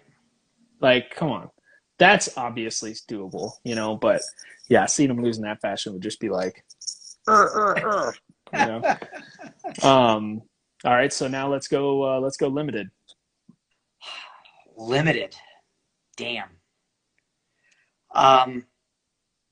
You know, I mean, I've known Mason to have the talent for years, and I think Mason has now found his stride. And that's kind of been the one, you know, just winning a national title, whether he wanted to win it in production and limited kind of came first. He's wanted to win a national title for 3 or 4 or 5 years. And I've known Mason since Mason was a junior shooter and we shot on Team SIG together. So, to see Mason, like I said, finally hit his stride and kind of like firing on all cylinders, everything's working like it should. I think Mason will be a really tough beat even next year. Now, that being said, Nils shot limited kind of just as for funsies, shooting. With me, I was there. I watched this happen. Shooting his production pistol and finished 4th. Had he shot major points, and all you have to do is just go to practice this, go to practice score competitor and change him to major, he would have finished an extremely close second to Mason. And knowing that Nils gave up a lot of time to ensure he was shooting A's, obviously Nils isn't done in that, even in limited division. If Canik could make him a 40 caliber gun, I'm praying to God they're working on it. That he could get in with some time behind, then obviously Nils would be my first choice for limited. Dude, I watched Nils shoot limited. We were squatted together. I was shooting open, and dude, I watched him shoot every stage, and you could see it in his face. Like he was just like, I wish I had a major gun. Like, Yeah. because I was like, Nils, what do you think you're going to run this in? You know, because most top shooters can go, this should be around here, right? Mm-hmm. And he kept saying, like, sometimes where I'm like, really? And he was like, minor scoring, bro. Yep. And I was like, well, what if you had a major gun? And he was like, you know, here and there, you know, he's telling me sometimes. And I'm like, I'm doing the math in my head. I'm like, oh, dude, major scoring, you know, realistically probably cost him, what do you think, 15, 16 seconds throughout the match, realistically, if we're counting it, of where maybe more. It could be more. I think just even looking at a conservative number, like I said, honestly, if you gave him 5 seconds over the entire match, 5 seconds and major scoring, that match was his. 100%. 100%. And 5 seconds is super conservative.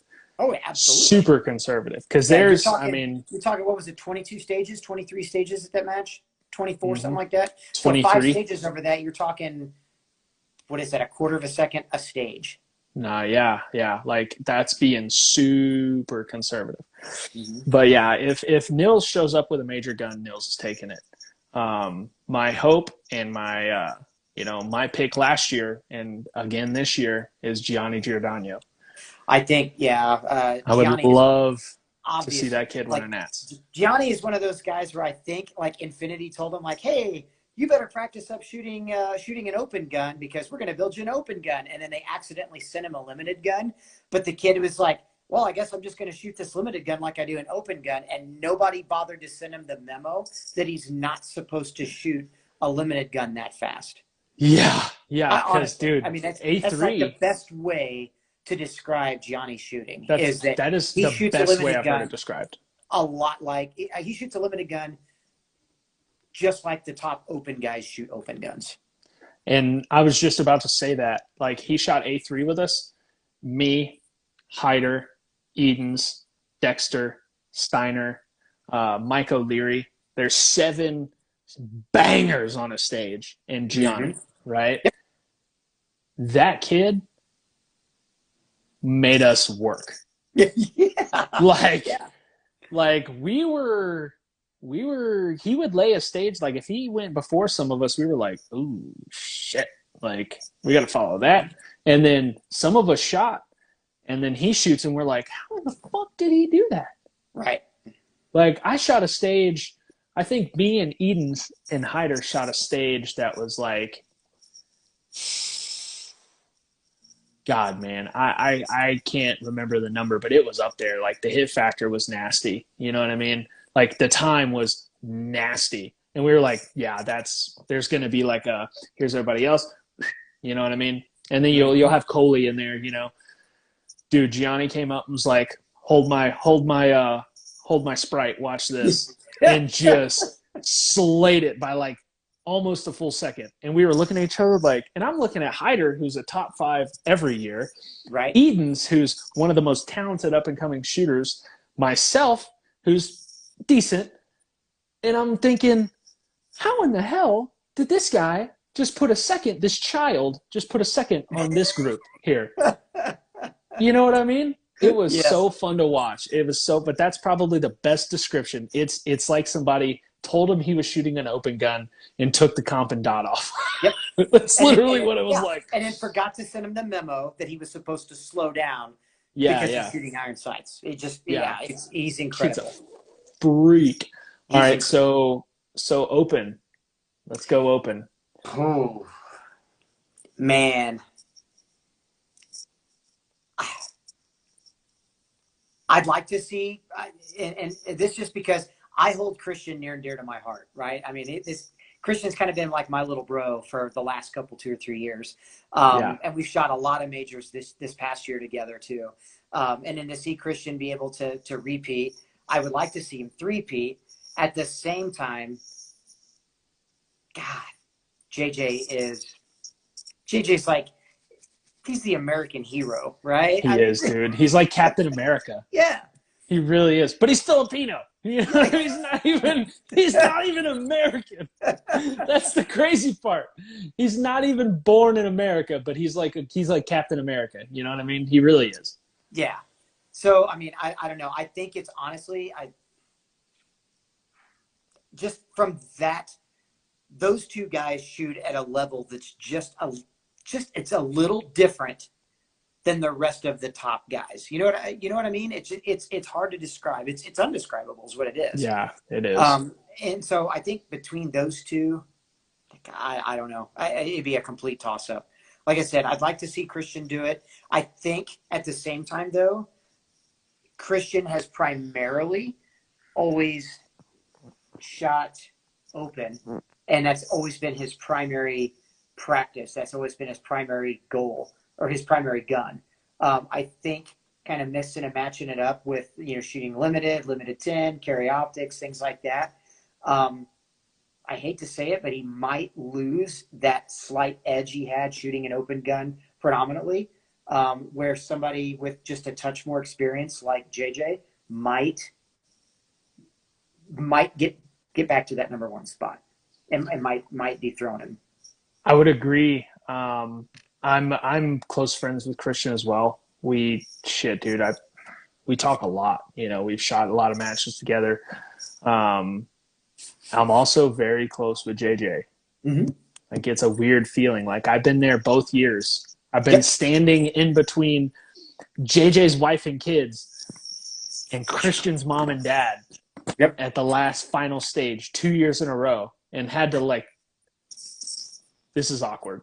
Right. You know what I mean? Like, I love both these people. Like, I do too. But I agree, man. Like, I said it earlier in the podcast. I said it's weird to see that Christian's going to dabble in all these things with, one, a world shoot year coming up, and two, the ability to three-peat. Because has anybody ever three-peated nationals? Open nats. Maybe Max, yeah. Maybe. I don't know. I'd have to go back and look. But, God, man, like, that's a feat. You know what I mean? But again. Well, and I think, and honestly, I mean, the only area match, again, that Christian didn't get to shoot this past year was Area 2, just because he had school finals and stuff there in November. But he won every single area match. He won 7 of the 8 area matches again, and then won nationals in 2020. So had he been able to get down to Prescott to shoot Area 2, he would have won it. I think he'd have been the only shooter to win all 8 area matches and that year's Open National Championship 2 years straight. Well, he's the only one to ever win all 8 areas and open nats. Right. And already. Like I said, he would have done that again this year. Twice would have been. He'd been a 2-time, Ooh, look at Matt Hopkins coming. What if Eric shows up? If Eric Grafel shows up, Eric Grafel's winning. Yeah, done. Yeah. Let's be honest here. Eric Grafel is the greatest pistol shooter to ever walk the face of this planet, in my opinion. Now, if you're talking greatest all-around shooter, I mean, Jerry Minchalak is still alive, still very healthy, still murdering people. But I'd say, honestly, I had, the greatest all-around shooter, Rob Latham, period. Yeah. Robbie's won more national titles in multiple disciplines than any other shooter to walk the earth. Yeah. All right. I'm still going to toss. I'll give you the tie for Jerry there, in my opinion. But when it comes to just a pistol, I will say just pistol, or just as just a pistol shooter, and especially in this age of, I don't want to say of excess, but in this age of the talent pool is as deep as it's ever been. Yeah. I would definitely say Grafel for sure. And Grafel's looking good, man. Oh, dude, he's back in shape. He's in phenomenal shape. Yeah. He's shooting like an animal. Yep. Some of the stuff he does on his Instagram, I'm like, some of the shots he takes, some of the ways he attacks targets, it's vintage Grafel coming back. And I think, here's the thing is, I know JJ and Eric are super good friends. Mm-hmm. And I know JJ's such a competitor that he might, if him and Eric are talking and Eric's like, man, I want to come down there and kick that kid's ass, I think JJ would tell him, nope, my turn. I want to be the one to do that. You know what I mean? But, dude, after the second, coming up on the third. Right. Maybe Griffel's going, I'm about to pull the ripcord and get on a flight to the U.S. You know Yeah. what I mean?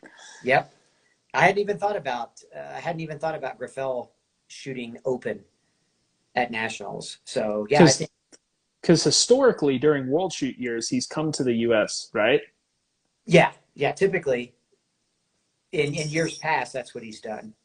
In years past, when there's been a World Shoot, Griffel comes to America and I think he does it for an intimidation factor. I think he comes out here and because he knows these guys the Americans are gonna be the ones to give him the run, with the exception of like Jorge Balestros and a few other guys.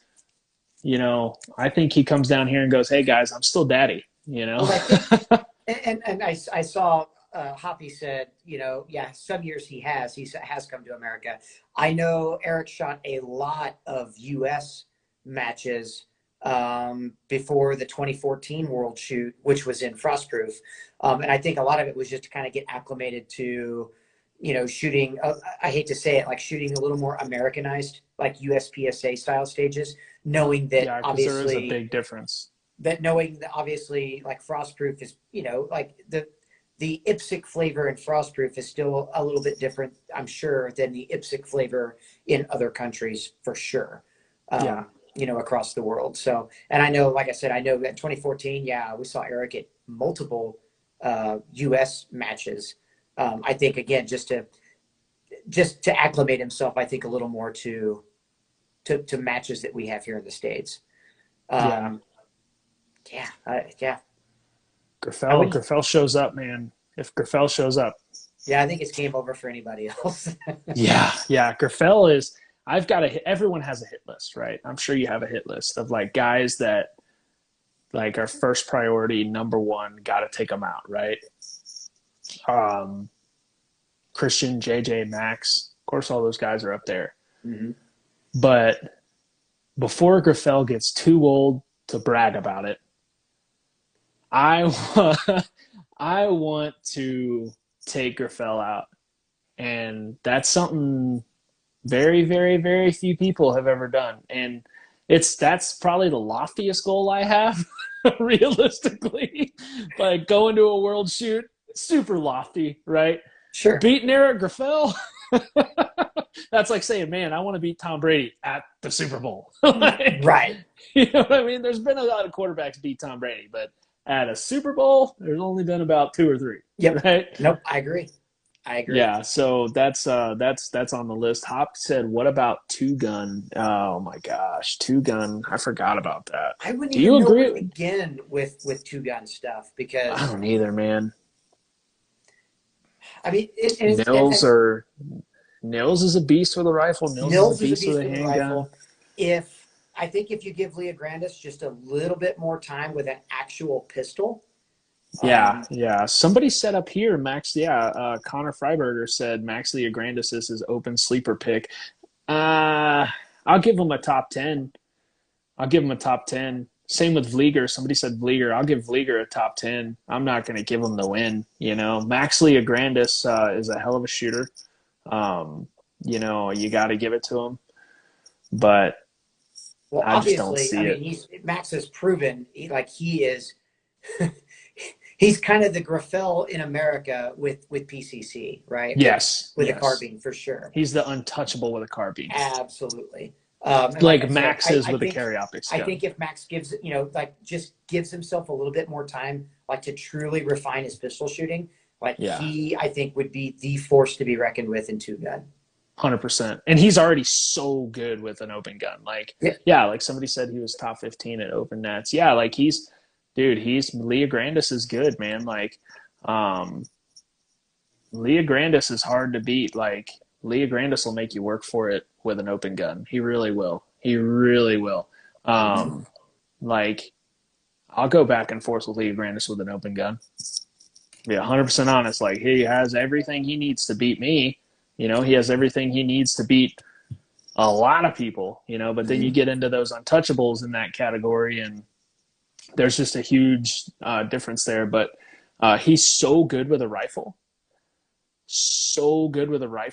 that Oh, I think as good as he is still with a pistol, I think he walks away in the two. If he shoots two gun, he walks away. But it's going to be him or Freilich, yeah. Yeah, and unless Frelick's obviously Hetherington. got more time shooting legit three-gun matches and things like that. I Yeah, think Frelick's probably like I said, a touch more refined with the pistol. yeah, But like I said, I think if Max really focuses a little bit, just a touch more time with a pistol, then you've got, like I said, you got the best of both worlds. You know, yeah. I you got to agree. do that and get it done. Yeah, you could have like Hetherington or somebody because Hetherington shoots a lot of three gun. You could have somebody come out of the woodwork that you just never expect. Like I never expected Mason Lane to win limited nats. I was standing next to Shane Coley and John Browning when we thought John Browning won. I was like, holy shit, here we go. Browning won Yeah. a title. You know, I'm high fiving him. We're hugging. I'm like, oh, congrats, bro. And then, yeah, Mason Lane comes through and wins. I'm like, well, that didn't age well. Yeah. So, you know, like it's you know, you always have the unexpecteds, but yeah, I don't know. It'll be interesting. This year is going to be a fun year. I'm excited. I'm It's going to be hoping a fun to. year. It's going to be, man, I think you're really going to see what the ammo situation is going to do with a lot of folks. I think Dude, there's going to be a it's lot of matches that will immediately sell out, just like they always do. There's going yep, to be other matches that typically sell out that may have a hard time filling up just because I think people are really feeling the pinch. As well as a lot of people are like, oh man, you know, you know, we've prepared for this thing. You know, I wasn't going to get caught with my pants down. I still think there's going to be a lot of people, unfortunately, as prepared as they thought they were, that are kind of caught with their pants down when it comes to ammo crunch, you know, those types yep, of things. yeah. I mean, I'm luckily blessed to not, I don't think, run into that issue, but I know a lot of people who are, like a lot. And I Mm-hmm. think this year is going to, because one, I don't think we're not going to have as many smaller matches. Yeah, I agree.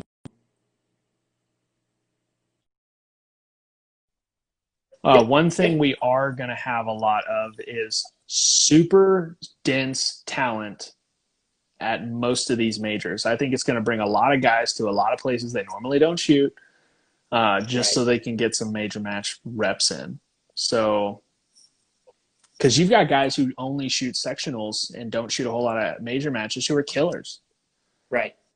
You know, those guys are going to show up, and you got guys who shoot, you know, areas on their side of the world, but they don't travel over here because there's so many sectionals and state matches and whatever that are going to go, oh, these aren't happening. Let's hop on a plane. Right. So this is going to be a fun year. Yeah. I'm looking But forward to man, it. I do appreciate we're coming up on over 2 hours. Wow. So yeah, we lost track of time real quick. I just looked up and I was like, we've been on here for 2 hours and 7 minutes. So dude, this was fun. I'm so glad we did this. Thank you again for having, the time to come on here and Thanks. bullshit with me Dude, and thanks talk for some having me. shooting. Yeah, this is awesome. So let's talk real quick before you go. You're shooting obviously for Nighthawk, Mhm. but who else are you shooting for this year?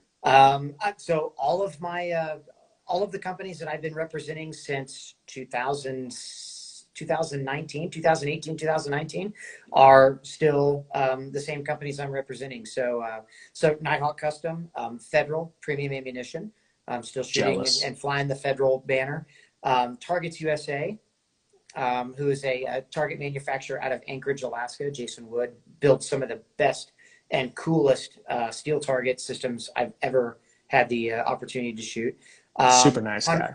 Hunter's HD Gold, and of course Brian is one of the nicest guys in the world. And in Dominant Defense, they built some of the coolest belt rigs. So my competition belt, inner and outer belt, and all that stuff is made by a company called Dominant Defense. They're out of Idaho.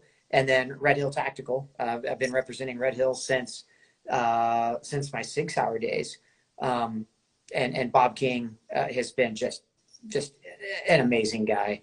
Does a lot for the sport, and does a lot for everybody within the sport too. So but yeah, very, very fortunate to continue the same relationship with the same folks. I don't want to say like I've given up on looking for anybody else. I believe in the companies that I represent, and I would love to, I want to build that type of relationship with these companies that, like 15, 20 years from now, I'm still representing and working with these same companies. So Absolutely. So tell us where you're going to be next, man. What's the next stop for you? Where can people find you? next stop for me, I unfortunately no matches until May. Got to Single get you to stack Dragons nationals. Cup, bro. Yeah, I know. I'd like to get to Dragons Cup. Unfortunately, I'm teaching class. I'd say unfortunately. Unfortunately, I don't get to compete. But fortunately, it's You're because teaching a I'm class. busy. I'm busy Yeah, teaching yeah. classes. So my first class I'll teach this year is in 4 weeks. I will be teaching at an indoor range at Alpha Range up in Chicago or north of Chicago in McHenry, Illinois. Hell Then yeah. followed by a class out in Bakersfield, California, the weekend after. And then yeah, I'm nonstop February, March, April, and then into May. And then May I get a couple of weekends to shoot instead of teach. I'll be shooting obviously at Single Stack Nationals, and then the very next weekend I will be shooting the Northern Arizona Section or Northern Arizona Classic there in Prescott, which is where Area 2 is at this past year. Yep. So, but yeah, that's it's kind of where I'm going to be, all over the place basically. So I think I've got 31 or 32 classes on the schedule with, obviously we've yet to be able to set up a class for Houston. My class schedule is going to be a little limited as far as how many more classes I can fit on the roster, considering that I'm kind of stopping teaching any classes past the last weekend of October, because November obviously is I want to be able to ramp up my own training in progress in preparation for World Shoot, which would be the end of November. Yeah. So, and not knowing for sure exactly how many weeks I'm going to be there in Thailand or whatnot, I didn't want to schedule a class and have it conflict with anything. So, Yeah, yeah, for yeah, sure. from mid-February all the way to the October 30th, 31st, I'm a busy dude. So Hell yeah. Hell yeah. Love to see it. Yeah, we're definitely gonna set up that Houston class when I get down there. I've already been talking to a few guys. awesome. Once I get settled and, get my bearings about me, we're gonna do some cool shit. That'd be But great, man. I'd love to come down. yeah, hell yeah. There's a good group down there. But dude, this was a fun one for me, dude. This is a fun one. This Awesome. is a check off the bucket list one for me. So Sweet. I'm excited. Thank you again, man. Dude, I my think we pleasure. all enjoyed it. So I will I'll keep you updated on the Houston class, but this should be going up. This podcast will be going up on Monday. So Cool. Yeah. it'll actually probably be going up here very, very shortly. So that way people can listen to it on their way to work. But dude, thank you again so Sweet. much. I Man, my appreciate pleasure. you. And we will Love have to to come catch back up and do it again, again brother. sometime. Oh, Yeah. we're definitely going to do this again. This was a fun one. We lost track of time. It was so good. I know, right? Hell yeah, brother. Well, thank you again, Tim. I appreciate it. And you have a blessed night, brother. Dude, you too. All right. We'll talk to you soon. Later, brother. All right. Bye. Man, that was a fun one, guys. Tim is